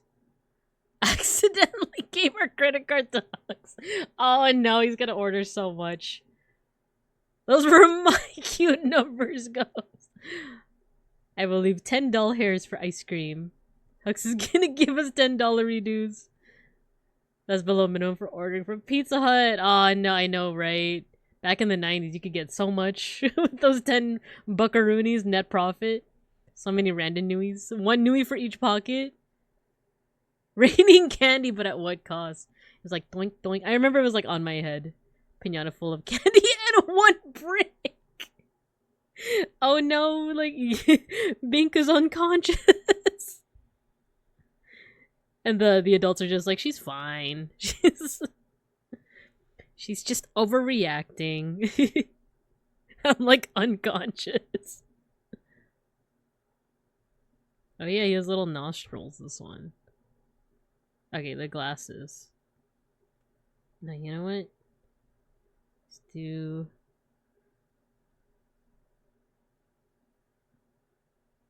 Let's do that.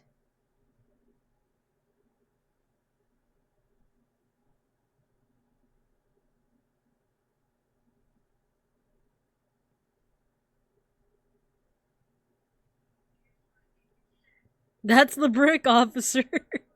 He's looking very demure, very dainty today.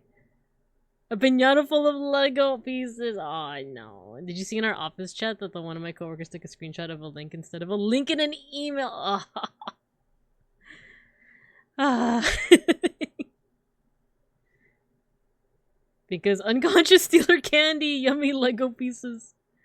Mega Bronson, I don't remember if I told you the story, but I remember I did have to tell a client for work how a link works.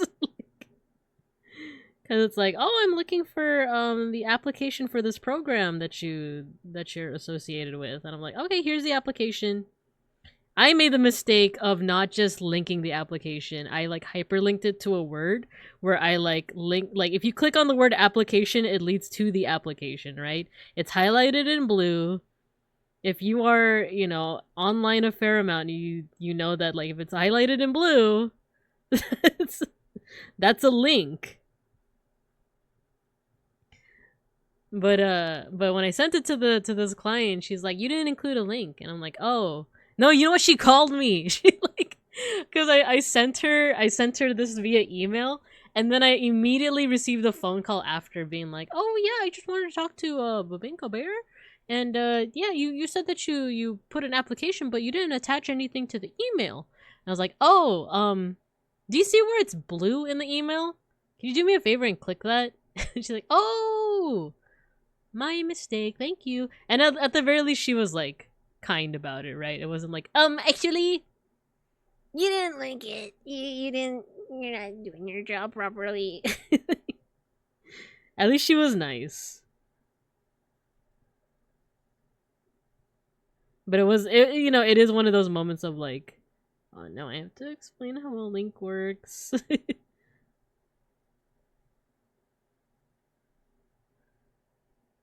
My favorite staff member is posting pictures into a Word doc instead of sending the file. Yeah.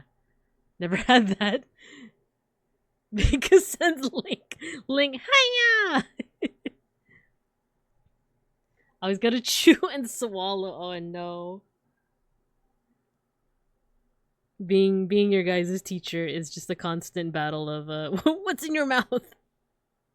My soap is the bathroom soap is all gone. My pencils, my Lego pieces. At least you guys didn't touch the pet centipede, right? The venomous one. It's like, we have a pet centipede? About that, no! Well, so, oh no, what did you do with the pet centipede? It's poisonous, but also, it's our pet. Poor Jimothy.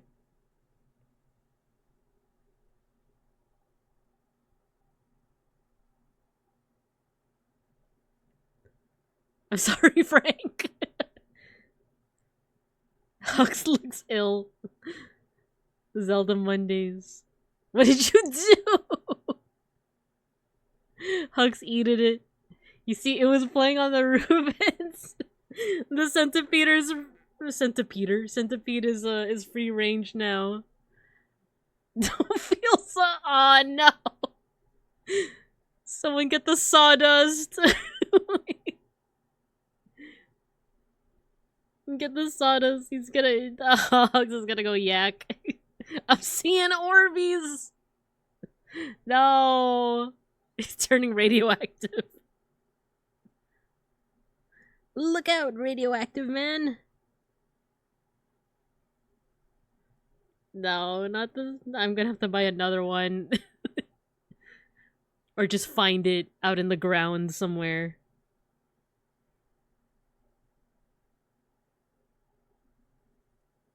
Actually, how do centipedes look?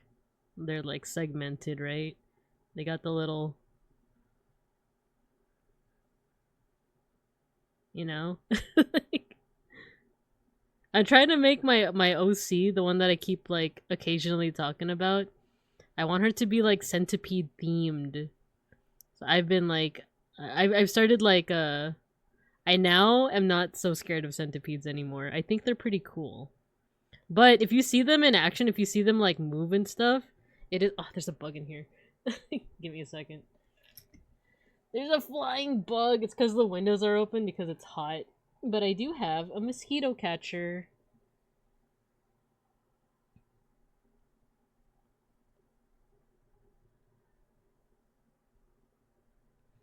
I don't feel very demure right now.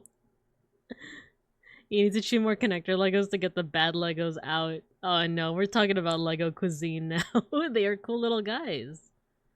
The many legs creep me out. Like silverfish. Yeah, silverfish is like, I know that they mean no harm, and like I don't know if silverfish can even like hurt you or sting you or bite you in any way, right? They're kind of creepy. It's like the same thing with like spiders and tarantulas. Like for the most part, my arachnophobia is like almost a thing of the past. It's not really like that much of a big deal anymore. But I think it's the specific way that tarantulas move that's like kind of unnerving. I remember seeing like a video of one like getting prey from like underground. Like it burrows and then it like grabs its prey. And I think it was the way that like their legs all together when they move like that, it like looks like a human hand. But it's like so hairy. So like there was something about it that's unnerving, but at the same time it is one of those like, oh, these bugs are our friends. They like they get rid of things like mosquitoes, you know, the true enemy. I'm letting the spiders live in my apartment because they're taking care of the mosquitoes, hopefully, you know. My favorite bug type is the isopod, yeah. I think of that one Pokemon, the isopod Pokemon, the one that like is a coward but is also like really cool looking.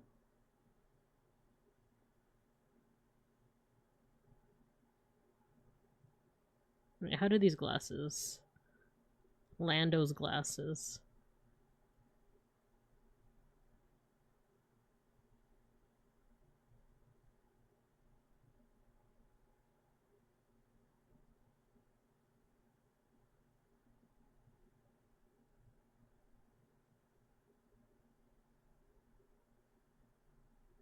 When I draw mouths, I like doing this little thing of like, you know, if there's a smile, I like doing a little thing like that. If it's like a cat face, little things like that.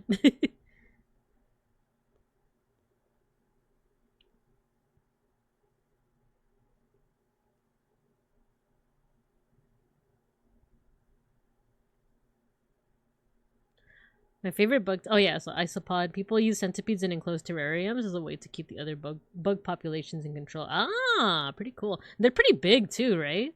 Like, well, at least certain centipedes, right? They're pretty big. Prefer eating minifigures. Isopods I can look at. They're so chunky. I like the deep sea one, the one that's like humongous, right? The only thing that's kind of scary about them is the eyes, but otherwise, like they're kind of adorable.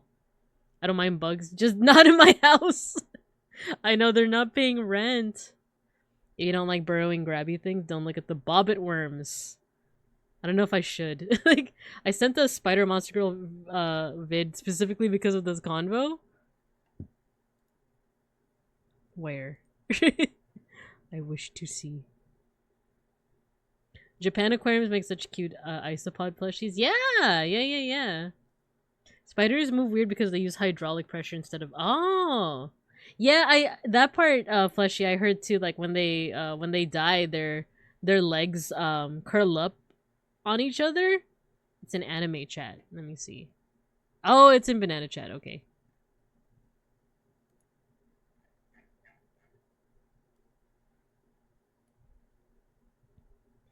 Caffeinated spider women are dangerous? Let me see this. I don't think you guys can hear this because it's on Discord, but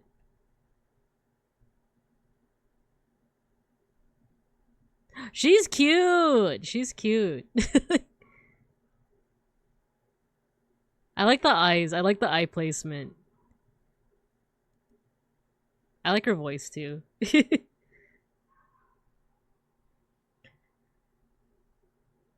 they get drunk on caffeine. What is this from? This let's see. I'll put it in chat. I don't know where it's from though. Monster Musume? Is this what it is? Okay, I'll send it to you guys. This is what Mega Bronson sent in another Discord. Ah, it is Monster Musume. Okay. Oh yeah, if you don't like, I should probably mention if you don't like spiders, don't look at that video. But it's a monster spider girl, so I think she's cute, very very cute. Professor Lando.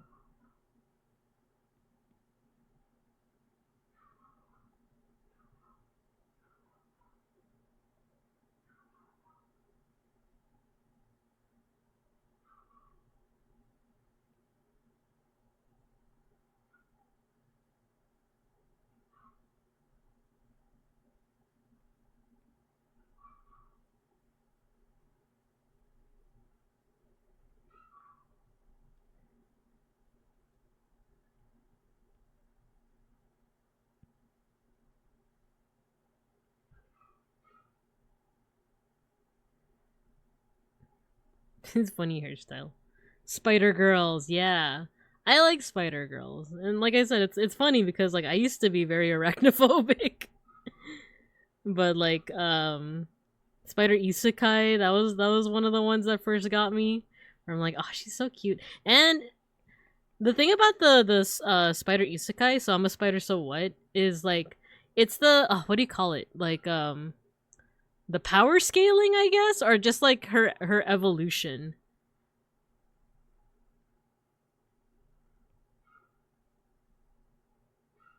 Just her evolution, like throughout the different like life cycle of like a spider monster. It's very satisfying, you know.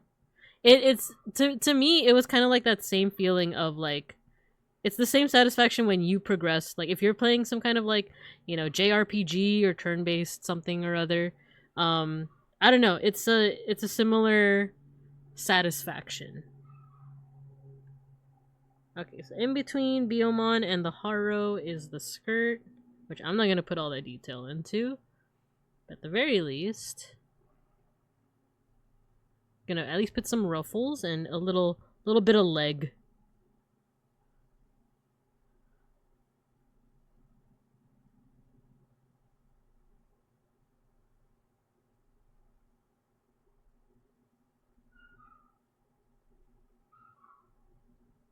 Okay, this is kind of like a family picture. Like a weird, like, unorthodox family picture. It's mom and dad, you know? Randon and Landon. And then the three kids, Biomon, Haro, and William the hippo. Such a rock star. Binka about to main Jurihan because of spiders. Joke's on you. I already like Juri a lot.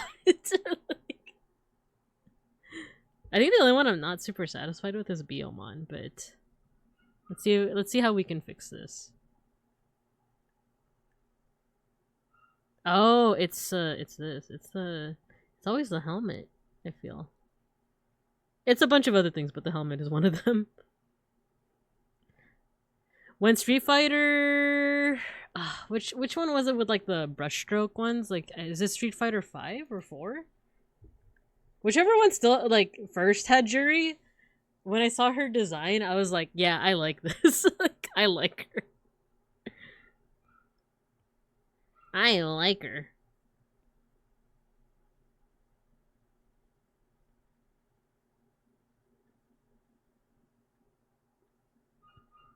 Does Juri have a spider team?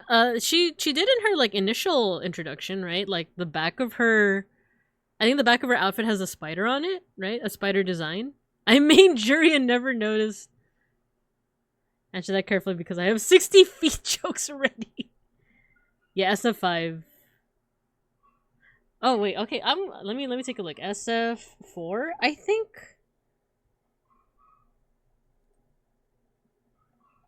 SF4 Juri.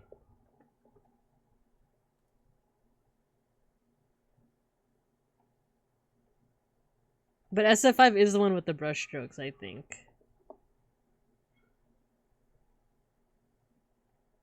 Or is it? Now I'm confused. I feel like it was SF4 that I first like got into her.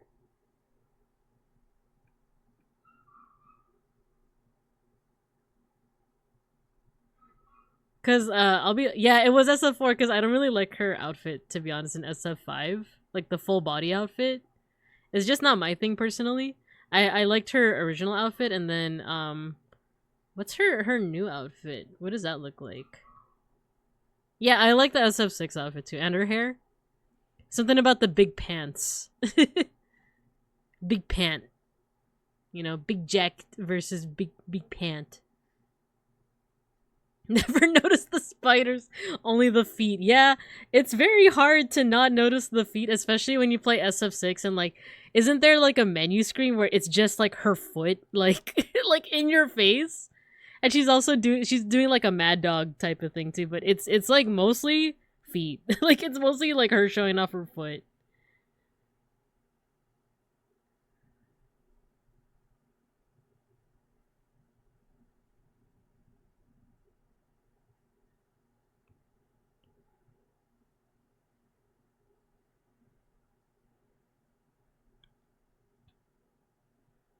Save me, I'm scared. Oh no.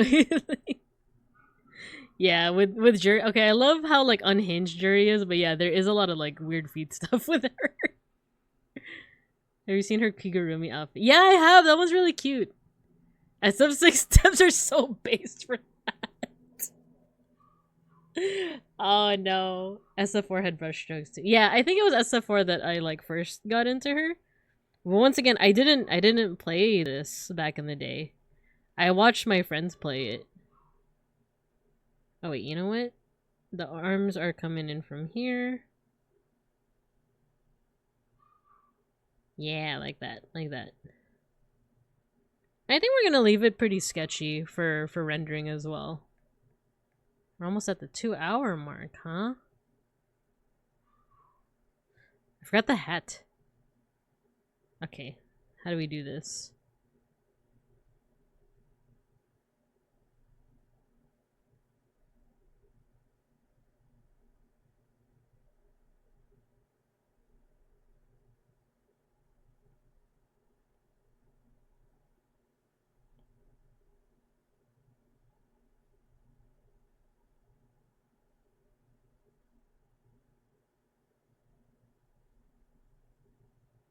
There we go, big ol' hat.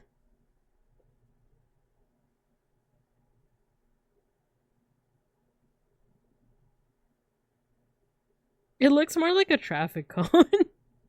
His little hat.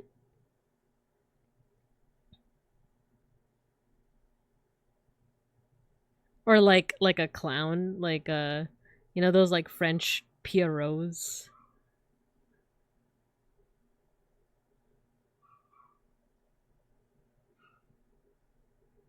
There we go. Look at this silly family picture. Actually, the Lando face looks a little like just kind of tacked on. Let's see what we can do to fix that. And then we get to one of my favorite parts, which is rendering. Actually, drawing it out is probably my favorite. We could exaggerate some things too.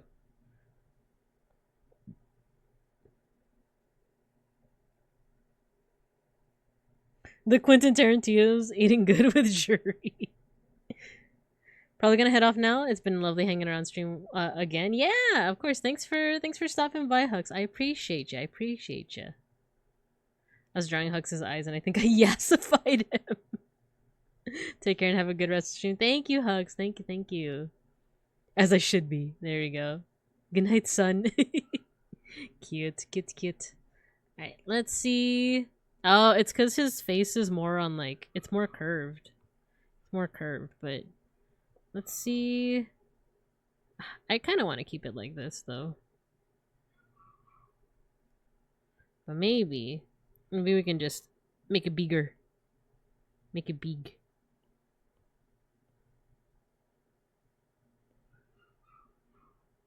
There we go. We can exaggerate it.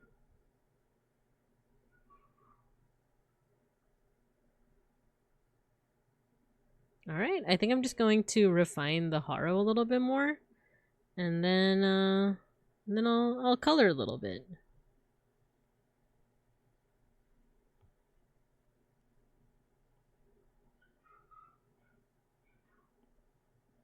Yeah, it doesn't need to be perfect.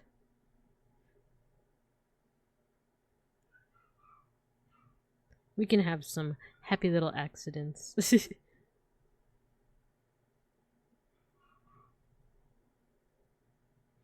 I don't know why that reminded me specifically of the Family Guy joke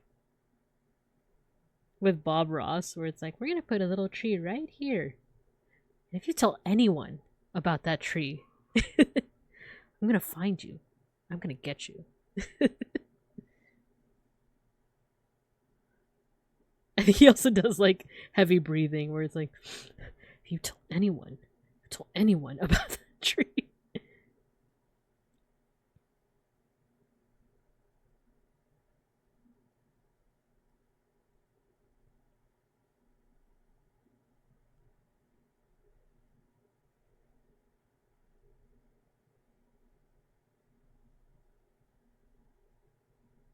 Happy little accidents, like missing an arm. No, we found the arm. We found it. And how about that? I still haven't tapped out because of the spicy chips. But I'm also not gonna say anything more because that would be hubris. That would be tempting fate. So, just like, guys, we're ending stream. You just hear in the distance explosions.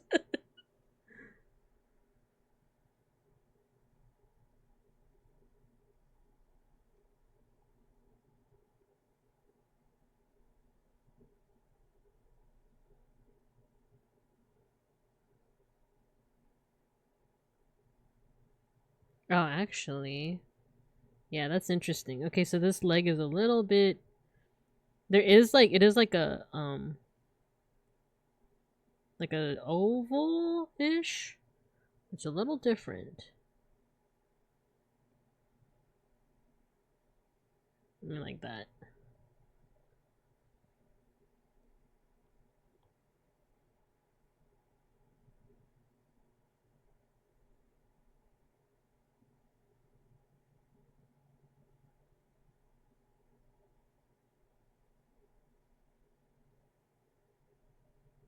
And I'm going to use the erase tool to just make a little plane like that. Oh no. There you go.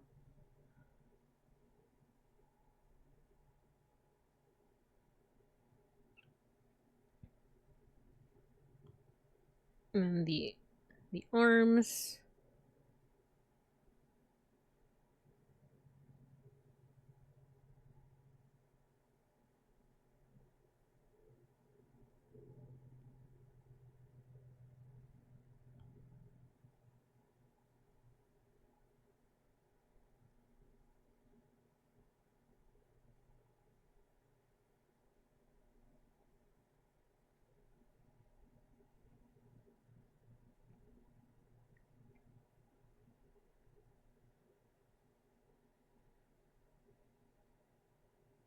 Happy little accidents. What my parents call me.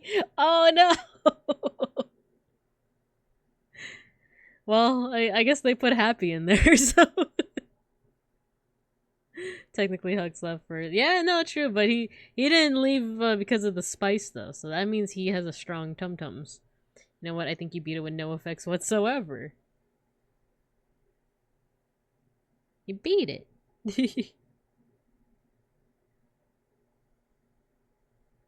I'm hoping that's the case. You know, I'm hoping that I did beat the spice, you know, demons.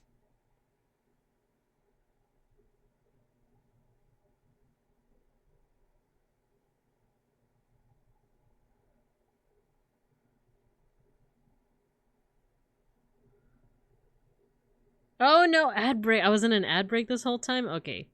We are BRB. We are BRB. I'm gonna drink my Ensure. I still haven't drank it yet.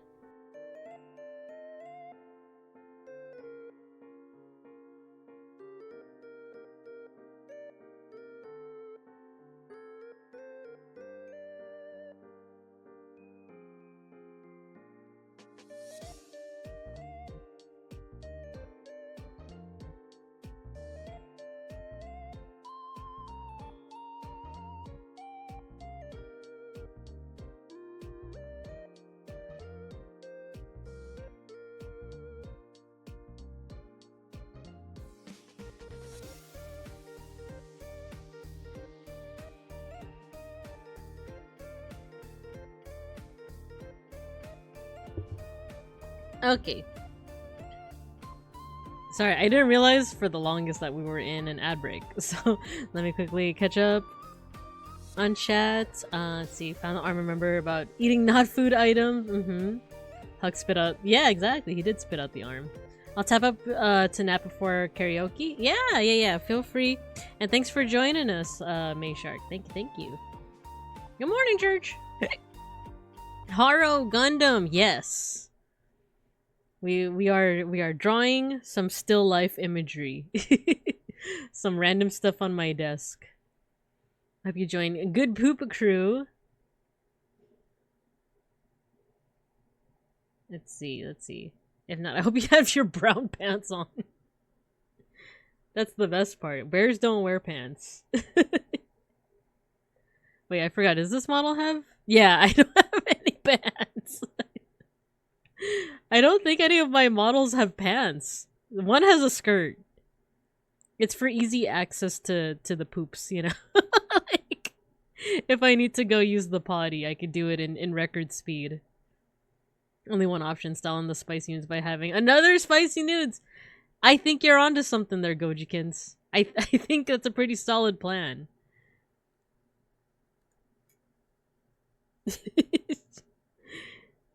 I just come back 15 minutes later, eating again, and then just like Once again, in the distance, explosions. Okay, what else? What else? We have the Haro. The pedestal that's on. Oh, I think William over here. Hippo Billy. He needs a little bit of work.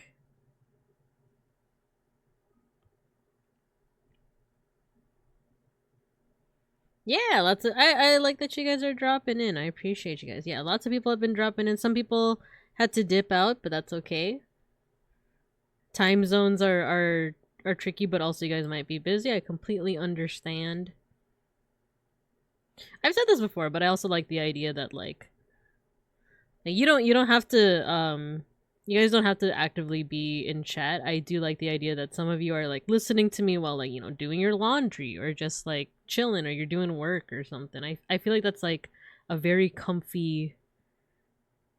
It's very comfy and like I feel like I don't know. That's like a it makes me happy to know that like I'm in your work sphere, your workflow in some way.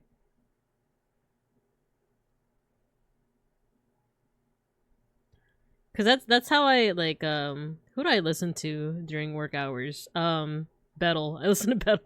I wouldn't call that comfy. I would call it more entertainment, but like cause comfy is like Shinri. Bettle is entertainment. Bettle is like the entertain me jester.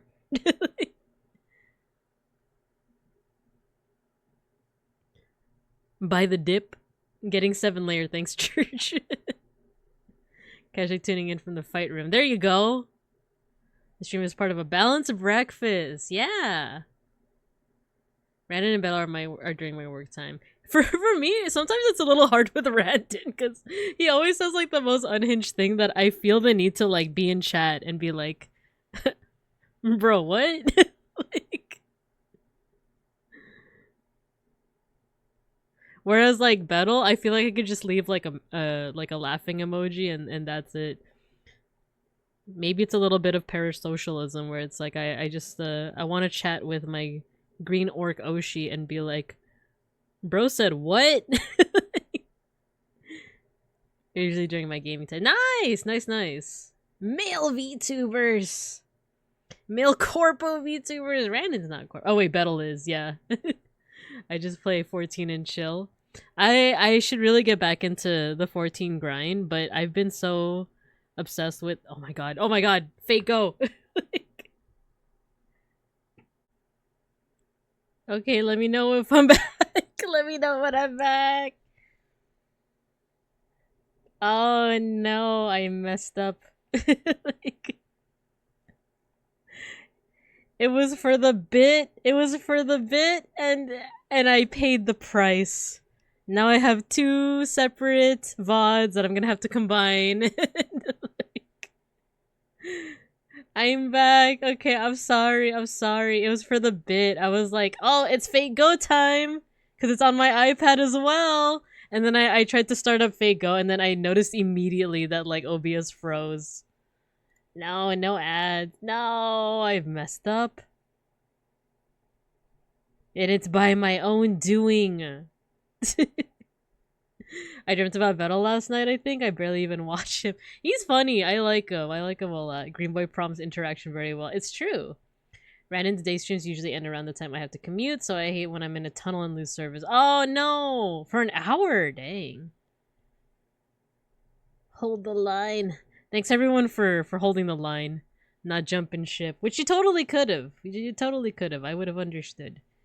No delay? Yeah. I think last time, it wasn't OBS. It was something else. But yeah, I think it's because I tried to do too much with my iPad at once. I tried to play Fate Go. I tried to, you know... I tried to commit to the bit, and it bit me in the butt, you know? It seems a common thing for Bettle to randomly appear in people's dreams.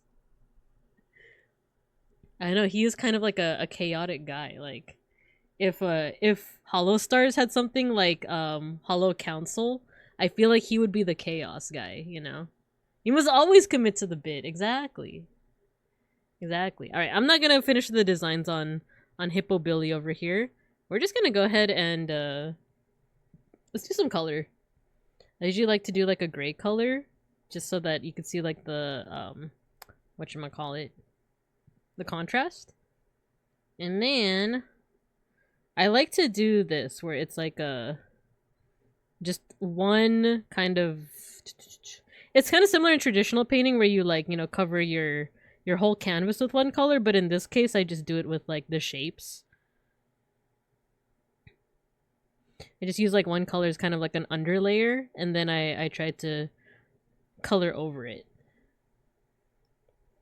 I do have different like coloring techniques too. Like if it's a I did used to do commissions once upon a time. It was for PNGTuber models. The main reason I stopped, other than like not as much demand, is because I didn't have a, this is before I did set up a PayPal for Bebinka Bear, so that hopefully people wouldn't know my like legal name, my full-on government name. And back then the only way that people could pay me was through like Venmo, which includes my full-on government name. So the only people that commissioned me were like IRL friends. But now I do have a PayPal for Bebinka Bear. But the only thing is sometimes I'll like pay, like I will commission people, and sometimes on the on like the receipt it will say my full-on government name, and it's just one of those things of like, hope this person doesn't squeal. Either that or I hope it's just showing up on my end, and like, and this other person isn't seeing it. Cause it's a weird thing. PayPal does kind of require you to put your full-on like legal name there. They put something in Hollow Star's water to make them like this. Very same with the water. He flooded his. Oh my gosh, that's right.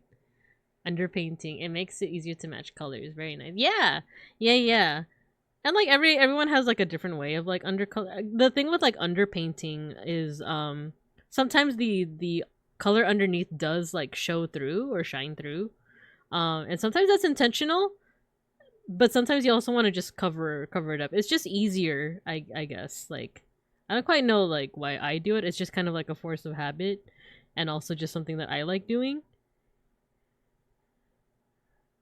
But I know like in like traditional painting, people use underpainting to also help with it kind of like quite literally sets the tone, you know, like literally, like if you put like a like if you're doing what I'm doing and doing like a yellow tone, then there is kind of like a very light warm tone to everything.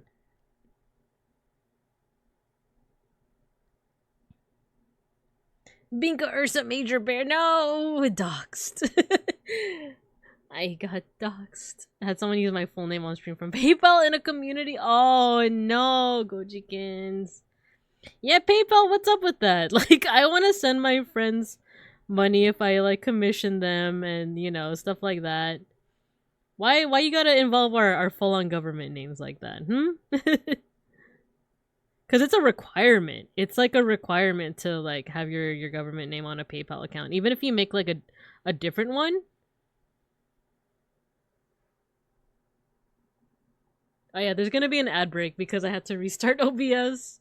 So, sorry about that.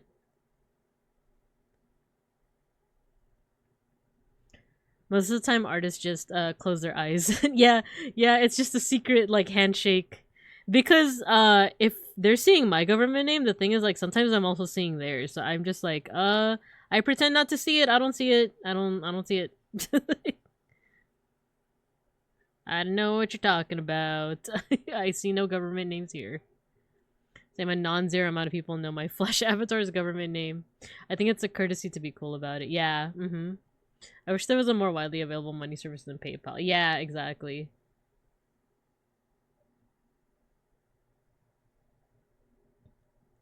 Delight Saku. Yeah, no worries, no worries. Yeah, I think there's gonna be another ad break because I reset OBS. So it's reading it as like a, I usually play an ad right at the very start of each stream, but OBS thinks that this is the very beginning because I had to reset it. Bleh. I hooked up my Ko-fi to a commercial PayPal to prevent it from happening, but I haven't tested it. I think Ko-fi should work. I have sent money through Ko-fi before, and to, at least from what I remember, I don't think I've ever seen a government name. That's actually a good idea. I'm gonna try that out actually. You know what? I might change this underpainting color. Because I realize a lot of the... If we look at my reference, it's actually... Everything's kind of like cool colors. There's the pink, and then there's like the purple here, but for the most part, it's a little bit cooler. Though that could also be cool contrast. It could be. That's the cool thing with digital, is that you could just like... Maybe purple? Yeah, let's do this. Like a magenta.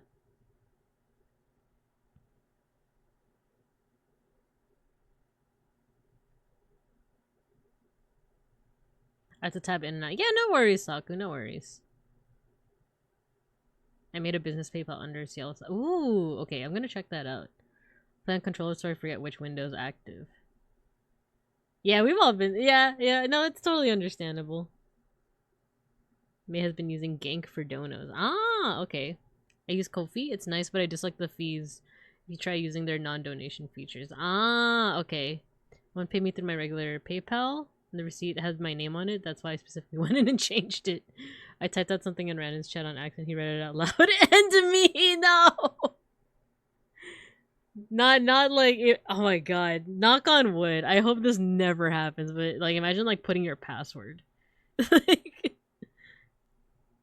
putting your password and it's like and then your Oshi reads it out. It's like I'm trying to think of like the most BS like password that I can think of, like, you know, like jury likes feet 78.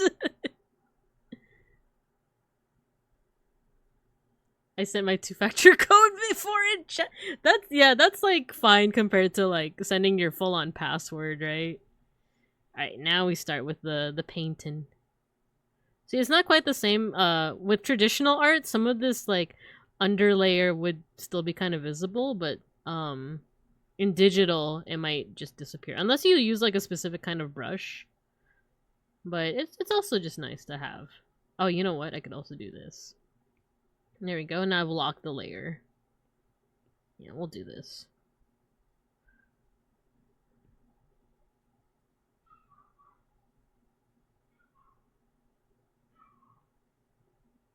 Okay. The only thing is that I can't really like change the color once it's already applied there. So this looks very desaturated on my end, but it looks very saturated on my OBS screen. So I'll desaturate it a little bit more. Ah, wait, I don't like that though. I don't like that. Nah, okay, yeah, well we'll go with this color. I was also watching, you guys should check out Babanana, by the way. He started streaming recently. Like, I think a couple days ago? I was on there and listening to some of his art tips that were pretty good. Yeah, thank you for shouting them out, Matthew.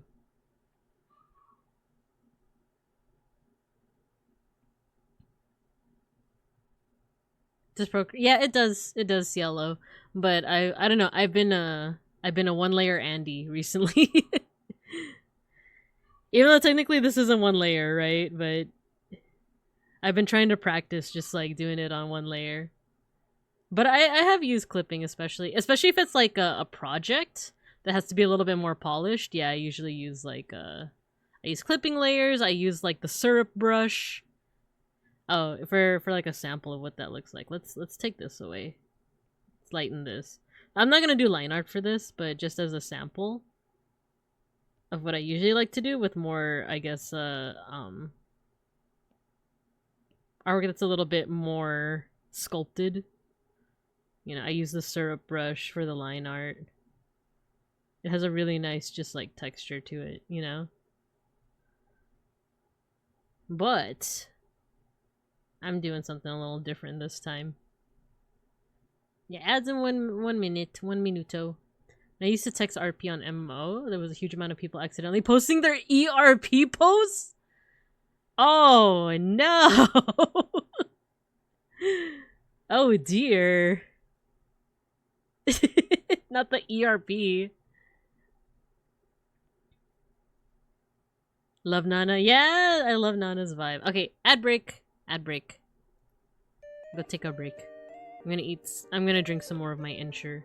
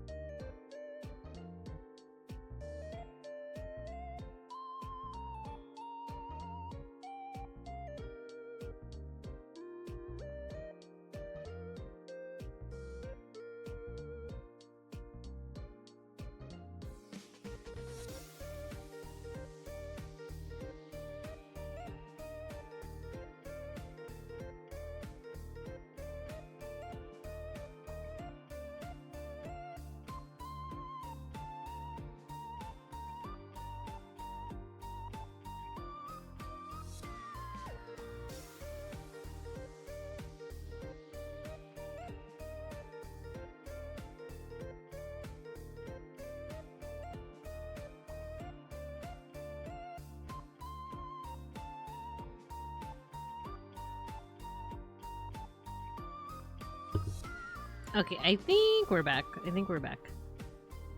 seen that happen in Warcraft. Oh no, not the ERP. One of my friends did an accidental ERP reply in a link shell. That was funny. Oh, hilarious. But also you like end up leaving RP with that person. I can only imagine how red they got. Yeah, especially with something that you can't like unsend, erase. You know, nothing like that. As far as I can remember has ever happened to me, like in for example, like Randon's chat or anything, but, something that, it's not embarrassing, but it's more frustrating. Like, have you ever been in the middle of, like, typing a reply, but then you press enter too early? Like, your hand just, like, accidentally slips up against, like, the enter key, and it's like, now my hilarious response, my hilarious comment is not as funny, because of my wily little mistakes. Just abandon them to their fate all the time. I have fat fingers. It's happened to me a handful of times. I'm like, no, my amazing jokes. I have broken fingers. Oh no, that happens to me when typing on the stupid tablet all the time. Oh no. What was it that I...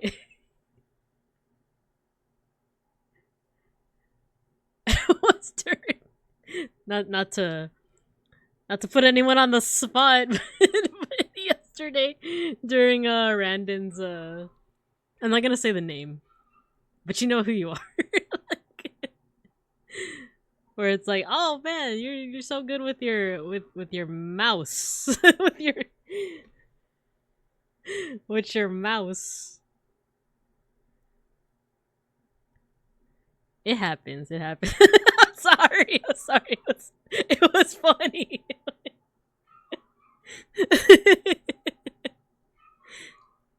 But also, like, out of context, even there's sometimes where you like make a not you specifically, but like where anyone can like make a mistake, but based off context, people know what you mean. I feel like Randon, for example, is like really good at like figuring out the context. Like there was a couple yesterday that wasn't the one that you said, Seal, but there was another one where he like read a comment, but he knew the context, even though there was like a misspelling in there. Freudian slip. So it's okay. We've all been there. I've also been there, but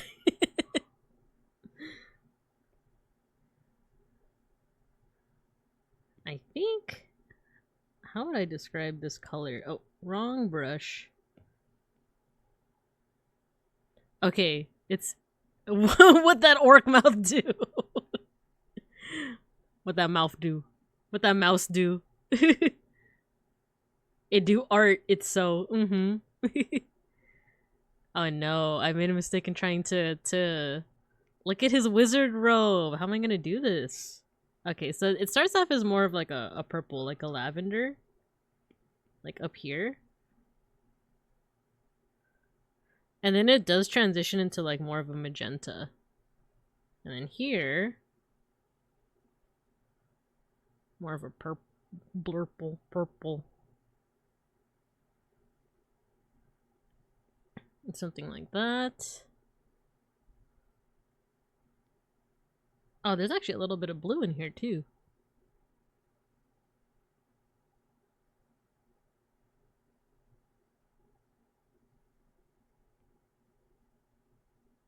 It's iridescent. That's the word. It's iridescent. You guys are dancing. What you guys dancing?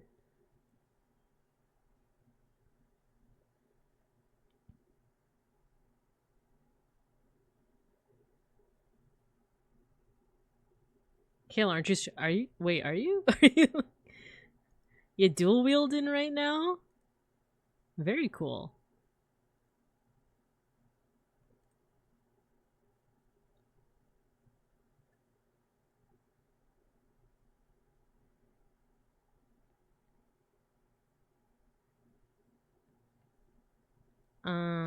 Let's see. It's getting into blue in some parts. Do a little bit of blue here. Blue there. Oh, oopsie. I accidentally drove a Randon. It's okay.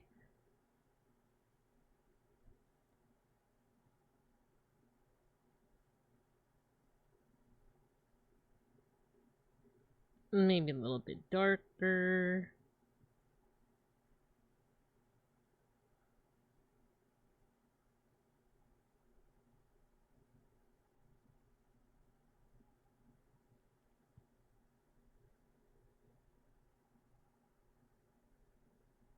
Kill showing up just to dance. I love it. I have a dumb question you might have answered, but why do you color everything pink then color in new colors? Oh, it's just it's kind of a holdover from like doing traditional painting too. There's something called an underpainting where like it's not quite like this, but like you know what? Instead of showing you with my digital painting, I'm going to show you an artist that I really like. Not sorry art. Basically, the short answer is like it's something called underpainting, which just kind of helps to like literally set the colored tone of a piece. It's also a little different with digital art, but give me a second. That is a good question though. That's a great question. Okay, I found a good video for this.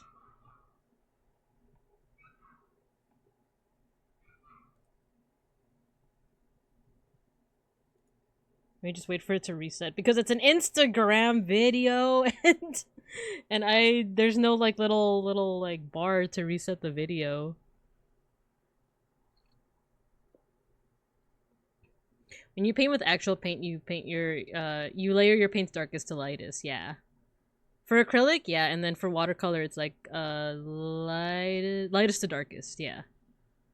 And then I've never done oil, so I don't know if it's the same with oil. Oil. Oh my god, this video is kind of long.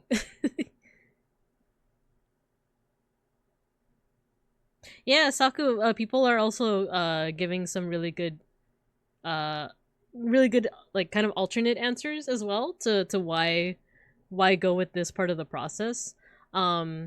I usually use it to make sure that there's no holes going into the BG, into the background. Some people paint the shapes first to do a clipping layer, and then it makes it so you don't color outside the lines. Yeah, that's more so of like how I'm doing it, is like for me it's to make sure that I don't go out the lines, even though this is kind of a what's it called? This is a bit more of a messy art piece, right? I love acrylic, could never get the hang of watercolor. Watercolor's hard. Like, watercolor is kind of hard. Bob Ross blends his previous layers with the top layers and stuff. Yeah, that's the big difference with acrylic and oil is that acrylic dries very quickly, like super quickly, within like a couple of seconds. Well, not a couple seconds, like a minute or so. Oil takes forever to... I've never painted with oil, but I know that it takes forever. I'll show you what a clipping layer is as well, but I wanted to show you this one video. If it'll ever finish. It's a cool video, but there we go. Okay. Give me a second. I like this artist a lot. They're just called Not Sorry Art.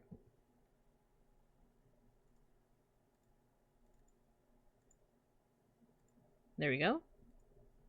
And I'm just gonna let it play. So as you can see, like they put this is like a blank canvas, and they put like what is essentially their underlayer. So it's like this mix of like purple and pink, and then they're gonna start also like putting some. Why is my mouse delaying a little bit? They're gonna start kind of sketching out some lines, and I'm just gonna go ahead and let it. It's fast forwarded, but they're basically sketching with some lines, and then they're gonna start to block out some shapes, and I'm pretty sure they're using a reference for this. And then slowly they start filling in. They start covering up that initial under paint layer, but sometimes the colors do kind of like they seep through or they shine through, and it has like a pretty cool effect to it.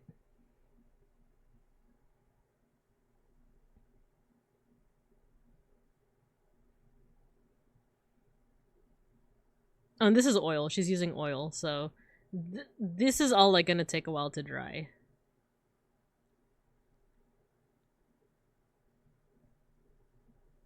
Yeah, so that's their work. Not Sorry Art. Okay. So as to what a clipping, yeah, blueberries. As to what a clipping layer is, I'll show you right now. So let's say that you are, so I'm doing all of this on one layer, but let's say that I want to color, just this part of Biomon's, hat. I'm gonna color it blue. Oh, you know what? I think it's better if I show you this way. So I want to color this blue, but as you can see, it's going outside of the boundary. It's going outside of like the lines and everything. So if I, first of all, move the layer underneath the line art, it's still going outside of the lines, right? However, I have that pink layer, right? I have that pink layer that's already kind of like put down. So if I change this to a clipping mask or a clipping layer, pretty much the same thing, it's almost gonna clip to that pink layer. So now you don't see all the parts that are outside of the lines. So yeah, basically it works for this is another really cool way to color, is to like set pretty much like the boundary of what you do want colored, and then individually you can just like put down colors like that, and then you don't have to worry about it like going outside the lines. And then the cool part about doing this, because like I remember Cielo also asked about this earlier, Procreate does let you do this. Let's say that you don't like the color that you used, then you could just change the hue to another color, change the saturation, change the brightness. You could also, let's say that you already have like a color that you like in mind, like let's say like this red color. I have to alpha lock it, and then let's fill layer, and there you go, you got yourself like a red color. Yeah, it's super useful for cell shading, yeah. I use clipping layers a lot since my brushes are really big and I'm lazy. Yeah, like people have different ways of coloring that just kind of works for them. I'm sure it's for sure in clip. You have to it's in the layers window, and it's I know that like Randon has called it like it should be either the lighthouse button or the button right next to the lighthouse. My brain has expanded. Yeah, I think it's in the Sigma grind set one as well. The only thing is, like, I'm doing everything one layer just because I want to practice doing things in one layer. And it's soothing for me as well. I don't know, it's very satisfying. I think a cool news, my mom is watching your stream at her house. Bad news, she heard the happy little accident joke and texted me. Oh, no. Oh, no. It's for the bit. It's for the bit. We're all just having fun here. We're just having a little hee hee ha ha. Also, hello, Dianork's mom. I'm sure you raised an amazing individual. Clipping layer is right up there with stabilized. Yeah, the stabilized brush tool. For me, I don't use it as much on Procreate because it's like there's direct interface between like, you know, the brush and or like my Apple Pen basically. But when I work on Clip Studio Paint, I do use a tablet that doesn't have a screen on it. There's a little bit of what's it called? Hand-eye coordination that goes into that. So stabilization is goated for that reason. Oh dear. It's a lifesaver. Yeah. Alright, so going back into painting this part of Randon's cool little cape. Oh, actually, let's blur this a little bit. Maybe it's a little too much. It's a little too big. I actually don't use the blur tool a lot.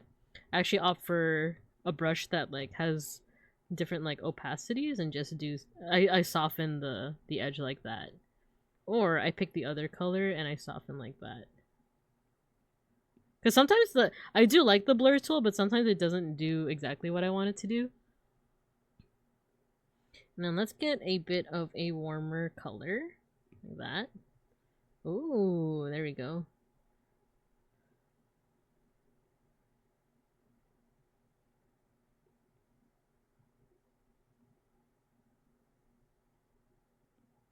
Some light touch. Hand-eye coordination. My biggest enemy besides gravity. Yeah. It's a little tricky.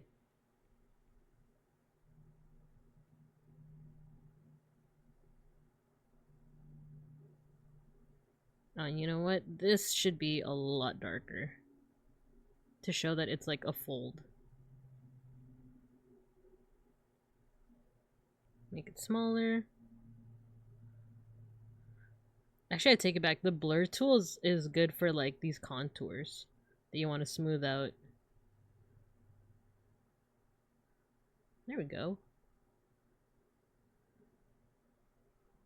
It's a hard fight, but very worth it. Yeah, I was always under the assumption that like people prefer the tablets with screens on them more because like there is the direct interface between like your pen and the screen, right? And it just makes more sense. But then I remember when Lando tweeted about like him having back problems when he uses his tablet, and a lot of people were saying like, "Oh, get the tablet without the screen," which is basically what I use. It's like the cheapest freaking $40 tablet. And I don't know, it was kind of affirming to be like, "Oh yeah, you should use that, especially if you're looking for more like ergonomic stuff."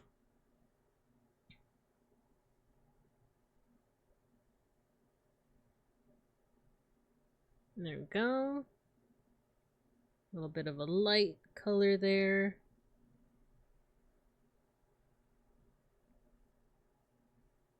This part here has a lot of light too.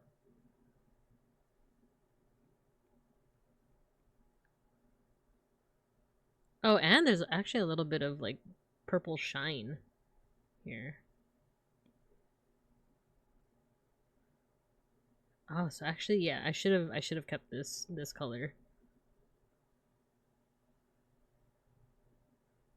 with a teensy bit of purple too, purple, like that. But this color, let's brighten it, and let's use it like right here.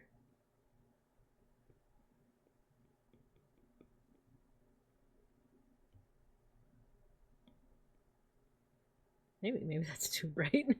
We'll see. No, that works. That works. I like that. And let's use a little bit of pink for the bow. Unless the tablet is mismatched resolution to the screen, then your muscle memory gets buggered. Yeah, a little bit. I want to use the screen so badly, though. I also want to use it as a third monitor. I sit pretty upright, so I don't think I'll have that problem. Yeah. It definitely depends on the person. On how much you shrimp. So if you, by default, like, have good posture, then yeah, I think it should be fine. But yeah, I don't think I've ever had, other than, like, unless you count this iPad, I don't think I've ever had, a tablet with What? I don't think I've ever had a tablet with a screen on it. But thinking about it, I think this iPad does count as that. I can't go back to drawing on a tablet.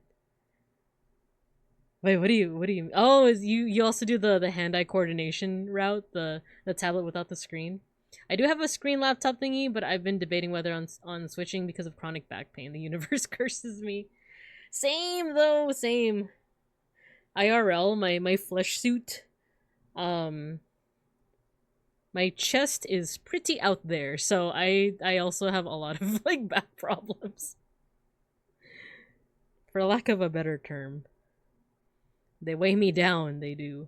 They'll become shrimp like the rest of us. Shrimping up a storm. Elementary school scared me into sitting upright. That was like a Simpsons episode where I think they like had a they like got new chairs, but they were specifically made for them to not slouch, and it was like the most like awkward looking chair I think I've ever seen. Oh yeah, my white color is not white. It's like an off blue. I hate that Randon called it coom color. It's off white. Yeah, crazy guy. Oh, actually, his tusks are more like of an off white on the yellow side. But first, we are gonna put it's a bit more pink. This one, pink mouth. Oh, it's a little too vibrant. There we go.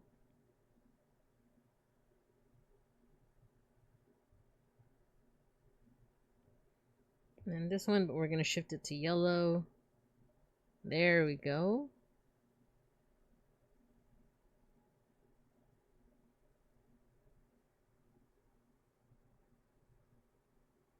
Dang, I really didn't have to put all the detail into the cape at this moment. I really should have just stuck to just using what is it? Flat colors, but I forgot. Sometimes you just get really into it, right?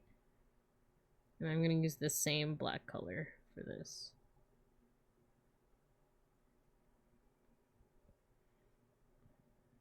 Yeah, you know what? I'm just gonna stick to doing flat colors for now before I like get way too into things. So let's use a turquoise. Oh no, that is not the color I wanted. Here? Here? It's a little vibrant. Oh, on OBS it looks vibrant as hell.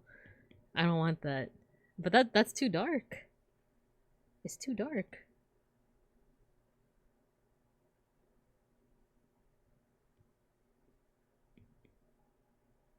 Yeah, let's do this. But galore, all that bear fluff. Yeah, it's a lot of bear fluff. We're gonna put it that way. There you go. I kind of miss traditional painting. I was gonna schedule watercolor as a stream, but it takes up too much desk space, and also I think my hand cam might be I don't know, might be failing. Because I was using it for a work meeting and it just wasn't working properly. I think it's because when I use a webcam for my hand cam, and I put it on a what's it called, like an arm. I put it on an arm, but that does require me to twist the wire every so often. So I think I just twisted it too much, and I think my hand cam is like it's on its last legs now. Poor guy.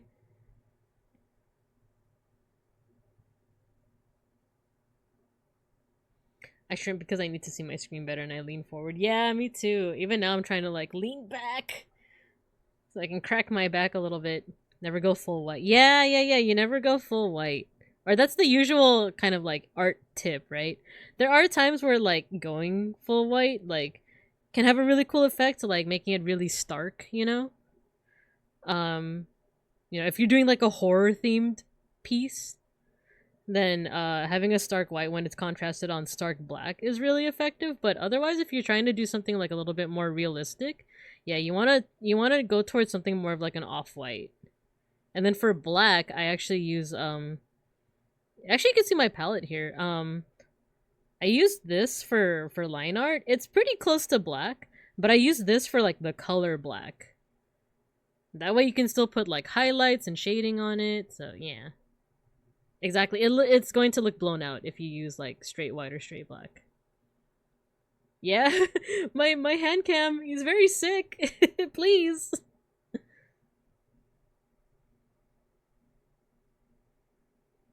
Okay, is this the color I want? Oh, it's a little gray.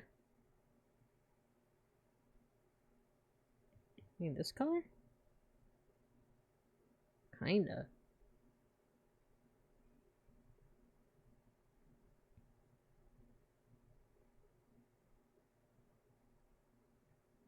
I think this should be a little bit darker. Like this. Yeah, there we go.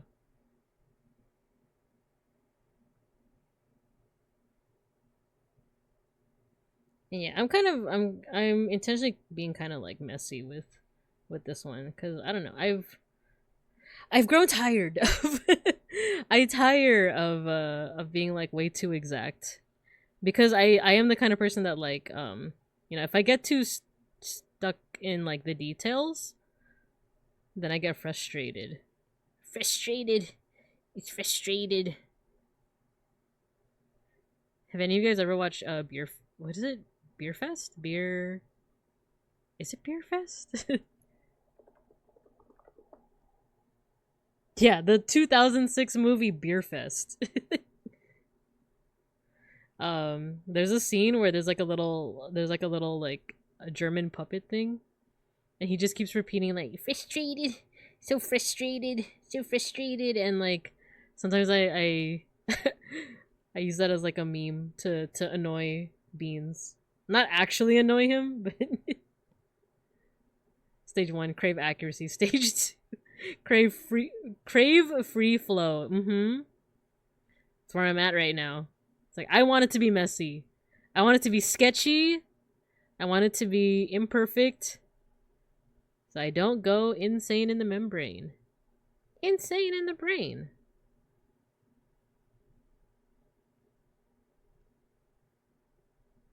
Is that a tiger sound? It's a little row. What if I use this color? This off-white, but a little bit more towards orange? A little bit darker? One thing that I want to start practicing, maybe not today, but eventually, is there are people who they do the values first. They do the they do everything in black and white first. And then they like use gradient maps or they like kind of color over those values, and it just makes for like a better contrasting piece all around. It's like, oh, that's yeah, grayscale arts, yeah. I've been meaning to practice that, but like I just never get around to it. I'm just too like into the color.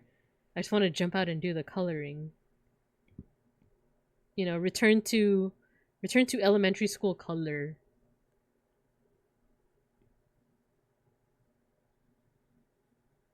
I think this should be a little brighter. You know what? It's too green. That's the problem. Should be a little bit closer to blue. Now, you know what? Let me we'll play around with that color a little bit. Okay. Let's do Biomon. Tried it out on a larger piece I did. It was interesting, and the gradient map stuff kind of rocks, but I don't think I'll do it anytime soon. Yeah, it just makes for a better contrast, but it does take a little bit of practice, and I think that it's another preference thing, right? Like, there are people that just prefer to draw like that, which, you know, like, more power to them. But it's gonna take a little bit of getting used to for me.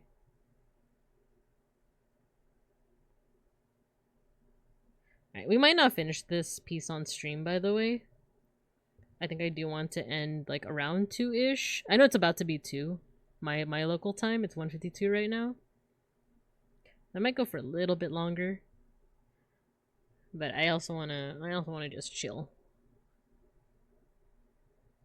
If your hand cam is up and running, would you be interested in mini painting? Ooh, maybe. Maybe. That sounds pretty cool, actually. Which blue do I want to use? Yeah, let's use this blue. I want to reuse some palette colors here. The only thing is, like, I do, because I was like about to be like, oh, give me some recommendations for like good beginner, you know, like mini paintings, but I also need to like start emptying out some stuff that I'm just not using. Like, I haven't crocheted in a minute. And like, I have a drawer just dedicated to like crochet stuff. And like, I don't know, I have I got a lot of clutter that I want to clear. So I feel like I should probably do something where like, if I want to get into mini painting, I should clear out some of my stuff. But I just don't have room.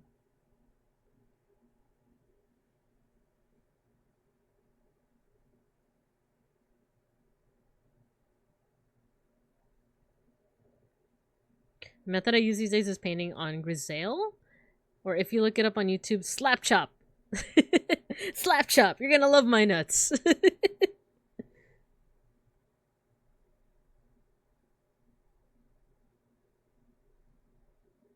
Is it really called slap chop, or did you want me to?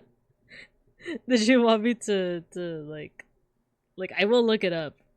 But I wasn't sure if that was one of those things where it's like, got him.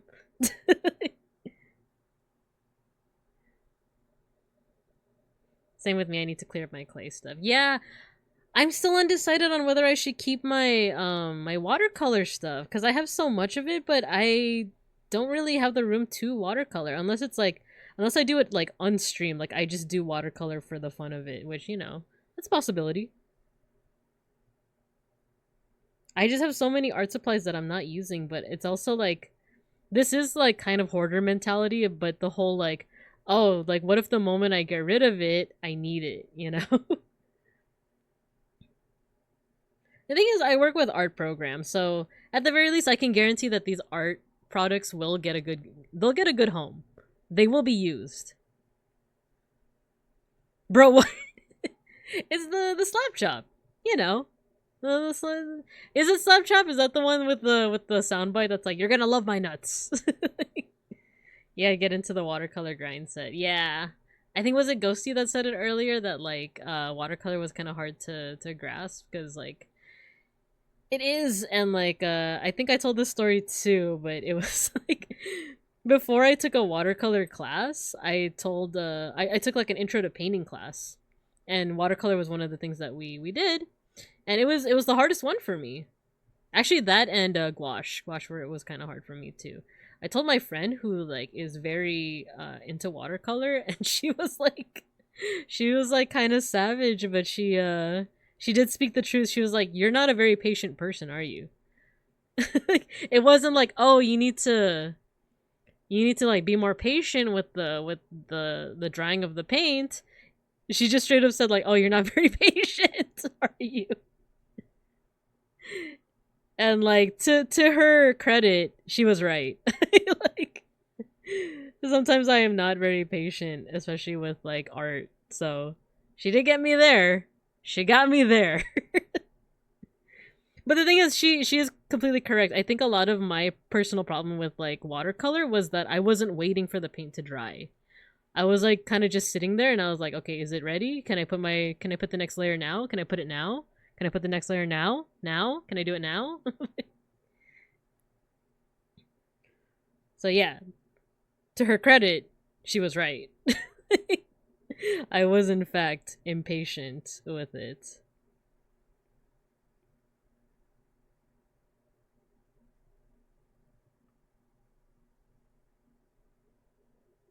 He also did a ShamWow. Oh yeah, ShamWow! I have trouble with watercolor. Yeah. Basically the equivalent of doing line work in black and white first, and then using thin paints for easy shading. Oh, cool. I have gouache, but painting is so scary. Where do I even start? Gouache is difficult because, like, I love acrylic. Acrylic is very doable for me. For me, it's very forgiving because if you make a mistake, you could just cover it up. Watercolor, you can technically do that too, but it is a little less forgiving because if you make a mistake, especially with like the paper, you gotta either paint over it or you gotta start again. It's kind of rough that way. Okay, one last thing to really paint. Oh wait, I need a little bit of the blue here.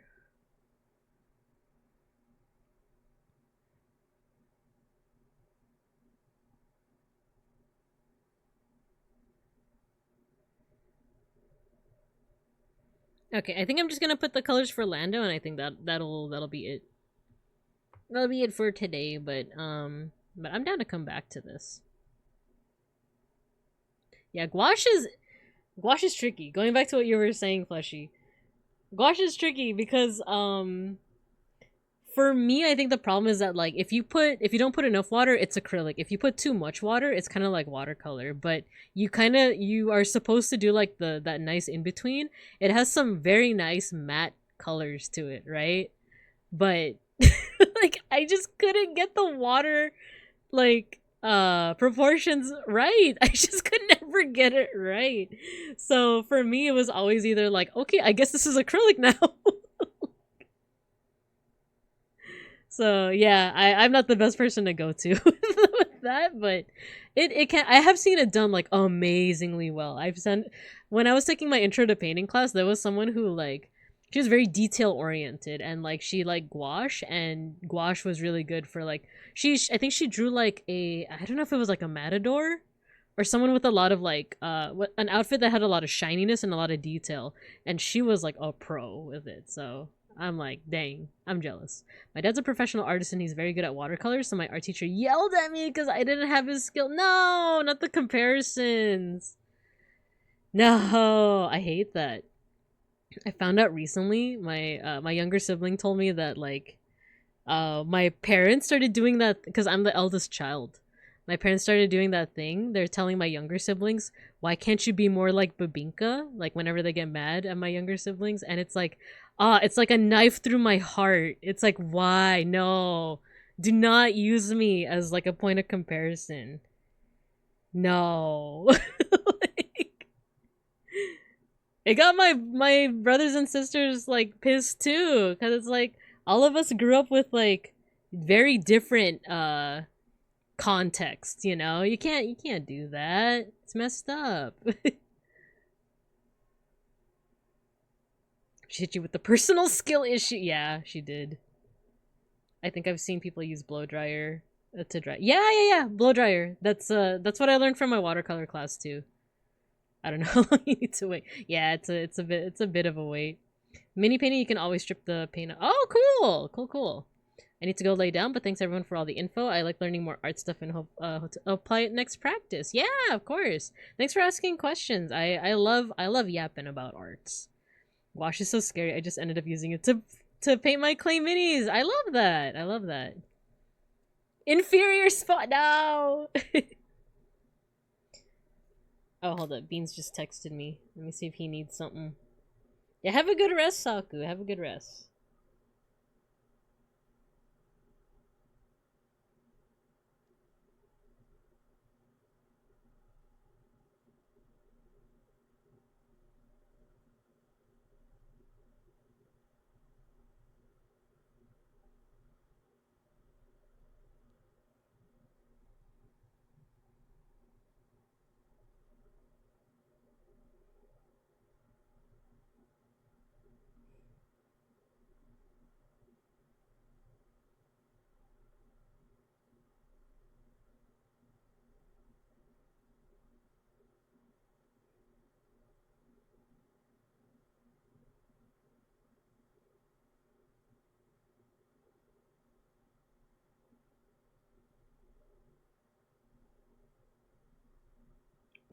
Oh no.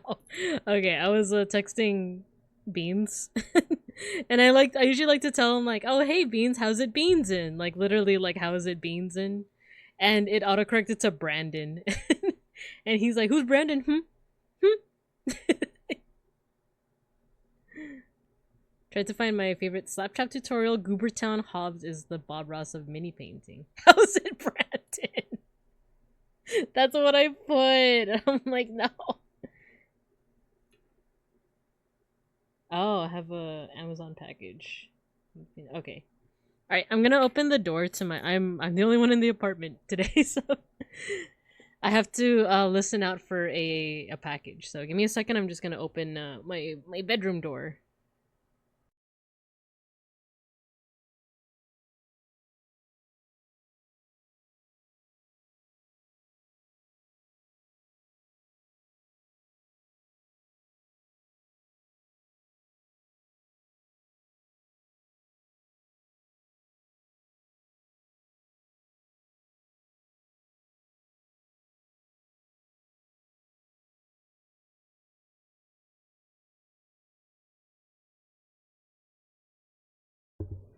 Okie dokie. All right, so let's do the flat colors for Lando, and I think we'll call it there. Let's see, skin color, skin color. I usually go for like an orange, and then depending on like on their skin color, I adjust accordingly. Is that? I tend to do like 210 sometimes. At least this is Lando and not Casper, because Casper's skin color is straight up white. Like it's you know, it's not hashtag, what is it? It's hex code and like FFFFF white. Brandon. He's like, who's Brandon? And I meant, how's it beans in?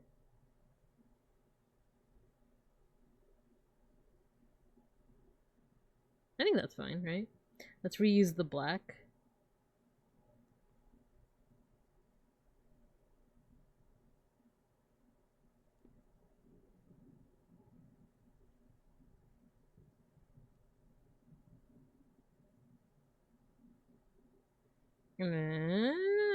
Unhealthy boy.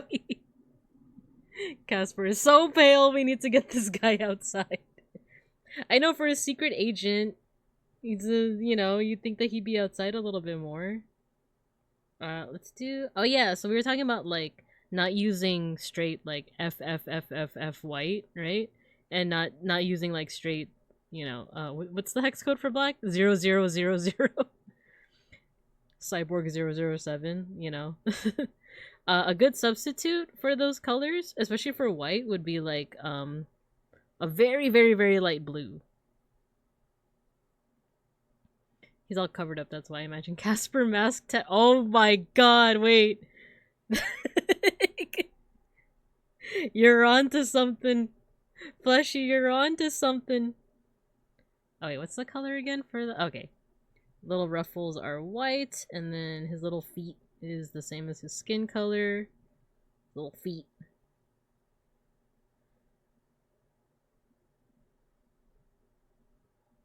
A mask tan for Casper. I'm still thinking about it.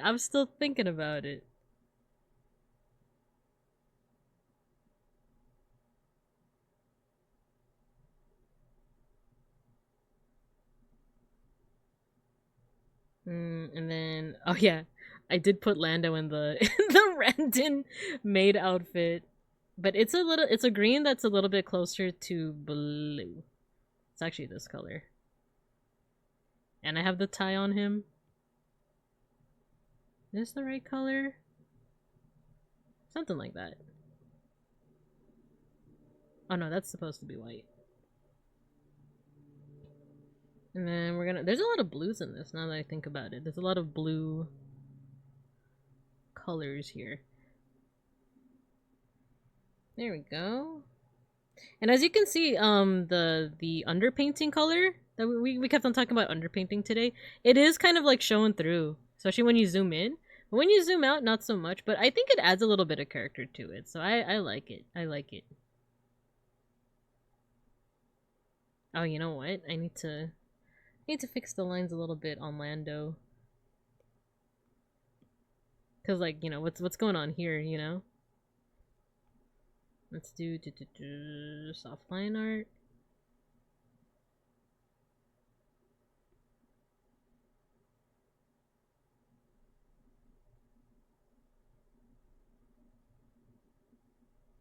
We'll erase the color too.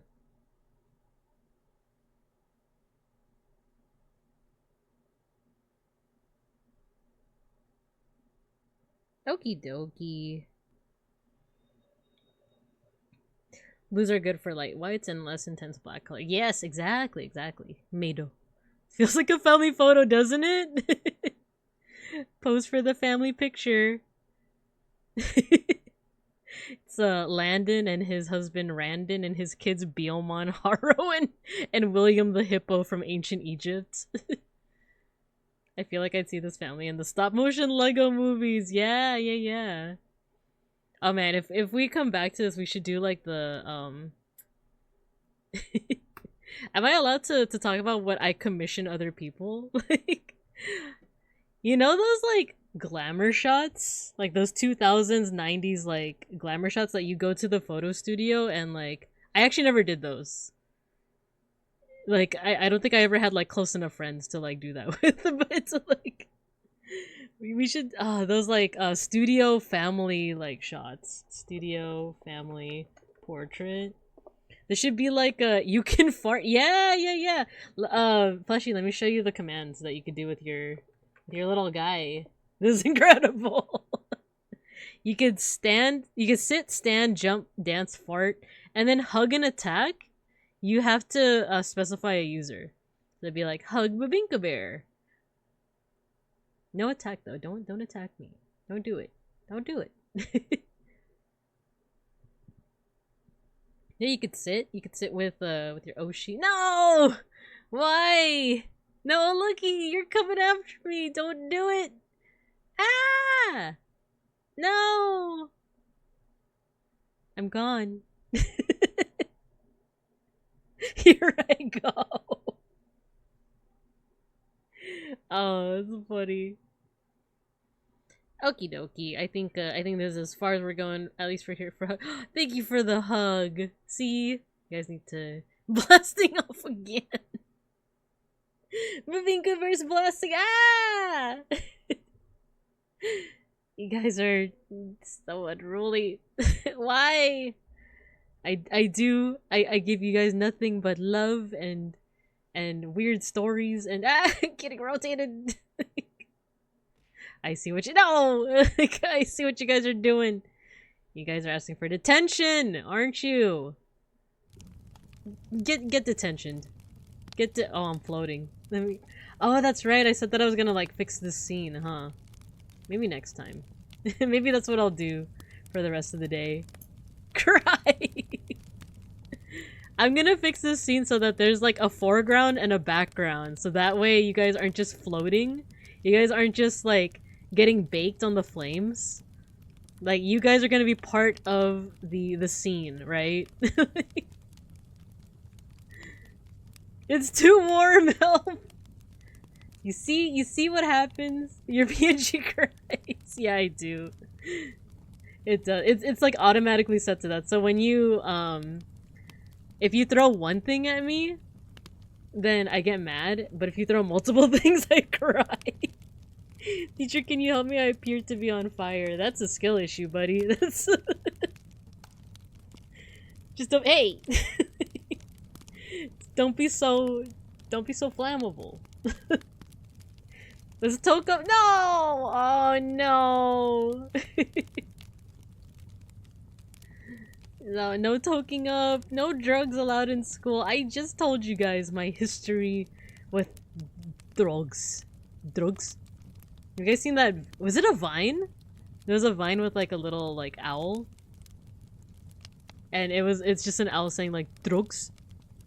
And then like cutting to someone else being like, oh no, actually no, that's not, no. Drugs.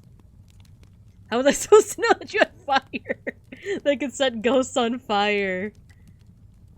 Like it's I was gonna say it's in the syllabus. You guys gotta read the syllabus. Like there's like a spot in the syllabus that's like if you do bad things, first you get a warning, then you get a note to parent or guardian, and then you get detention. It's very flammable. I didn't read the syllabus. It's in the syllabus. One day I'll think of something meme-worthy for a doodle. I forgot to get my mom to sign the syllabus. Oh no. What did we do? You guys were throwing things at me.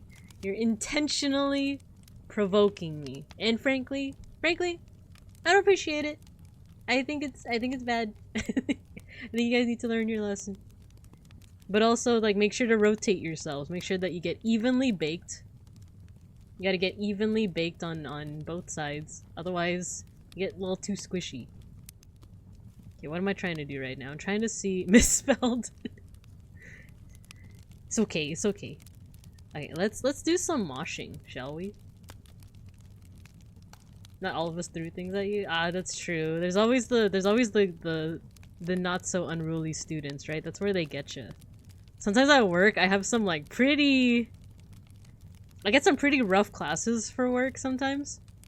For I know that there might be some newbies in here, but like I work in education, and I work a program where I'm like a visiting teacher. So I don't have like my own classroom. Like I see different students like every day. And I'm kind of on vacation now because it's still technically summer for me. But yeah, sometimes I get classes that are pretty rough. But there's always like, as much as I want to be like, everyone out, you know, because as a visiting teacher I could be like, you got to go back to your regular class because you guys are being mean, you know. As much as I want to do that, there's always at least like 1 or 2 students that are actually following directions. They're like being good. And they know, you know, they know that the rest of their class is very unruly, and it feels so bad to like punish the entire class on behalf of like, you know, what might not even be like the majority of students. It's always that way, right? It's always like, aw, you guys are being good, but your classmates. But I've never actually like, I don't think I've ever actually kicked out a class. Sometimes I do say like, if you guys don't behave, I'm gonna kick you out, but I never actually like make good on that. I'm too much of a softie. Really. Okay, what are we moshing to today? Let me see. What are we thinking of? We could just go the Hollow Stars route, right? Could do the Hollow Stars route. Could do my roar. Or choo-choo. Choo-choo lovely. Okay. Alright, so this is what we ended up with. We might come back to this. We might do this again sometime. Might do this again, but let us put this away and we're gonna mosh. We're gonna do our... Yeah, we're gonna mosh in detention. We could, but then you wouldn't be seeing the video. You wouldn't be seeing the video. Okay, I'm just trying to like... Where's my iPad? There we go. There we go. Projector. And put away... There we go. That. I'm thinking choo-choo. Ah! Wait. Alright, to any newbies that don't know what I mean by the end of stream mosh pit, this is our little tradition. Just pick an emote and feel free to spam it in the chat. There is also a mosh pit command where all of your little avatars are gonna mosh, but there's nothing you can do to control it. It is RNG. It's totally random and it's not rigged at all. So once you hear the music, go ahead and start your moshing. We'll end off on that note. Meow meow. Meow meow meow.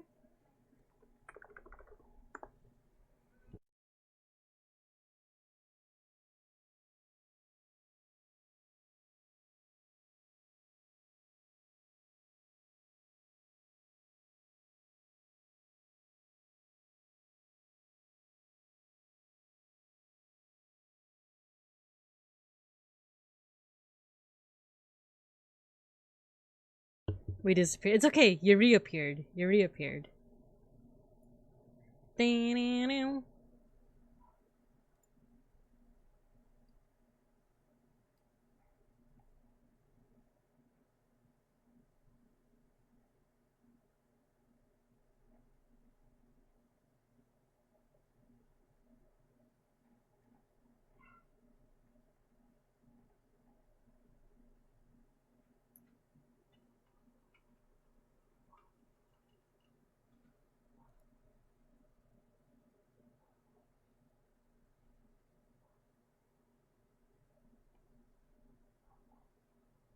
Let's go, Goji. I know you die. It's okay. There's I think enough time for a round 2. Let's do round 2. You guys got this. I believe in you. I believe.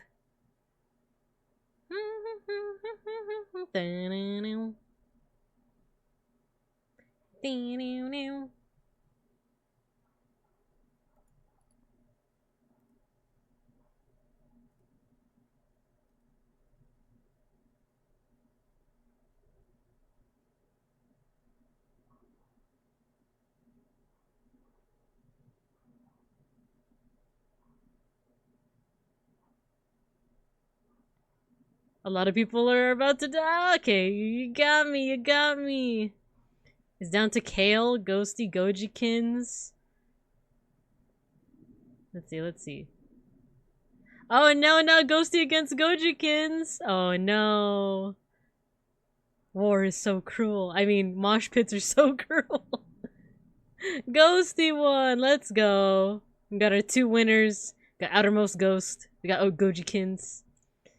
I know. I'm sorry. I'm sorry. It's RNG. I swear it's RNG. War is over. Now, are you going the Fallout route where war? What is it? War has changed. Wait, which one is war never changes and which one is war has changed? Because one of them is MGS 5. One of them is MGS 5, the other one is like Fallout 4, right? War never changes is Fallout. Yeah, War has changes MGS. I think the funniest thing is that, like, didn't both games come out, like, around the same time? like MGS 5 and, like, Fallout 4 were, like, pretty close, and it's, like, one of their taglines is, like, War has changed, and the other one is, like, War never changes. Well, which one is it, then? Which one is it? Riddle me that, Batman. You missed the mosh pit. It's okay. It's okay. We had our. There you go. You got your 1 emote in. Good job, George. Good job, George. Fallout has had war never changes for many years. Oh, you're right. You're right. That has been their tagline. You're right. You're right. Whereas like MGS 5, it's 5, right? I want to say it was like 5 that had like just the war has changed. Well, alright everybody. So, let's see. Next week... Was it 4? You're right, you're right. Mega Bronson, I trust... Yeah, and Ghosty, I trust you guys. I think it's 4. Yeah, because 4 is the one that was like a movie. These taglines are so complicated. What about love and kindness? Yeah. Yeah, I think you guys are all right. Dia, Ghost, Mega Bronson, I think it is 4. 5 is much later. My mistake. Wait. Is Kale is still going, right? Hold on. You guys might hear this. I want to raid into Kale. But I don't know if they're still going, right? They're still going? You know what? We're gonna raid. Like, I don't know if they're ending, but we're gonna raid before they end, hopefully. Alright, guys. Alright, guys. Have a good morning, afternoon, or evening, and I'll see you when I see you. Next, my schedule for next week will come out tomorrow morning. So thanks everyone for dropping by. I appreciate you. Yeah, thank you guys. Thank you. I thank you. Bye-bye. We're gonna raid Kale. Where's the raid button? Here you go.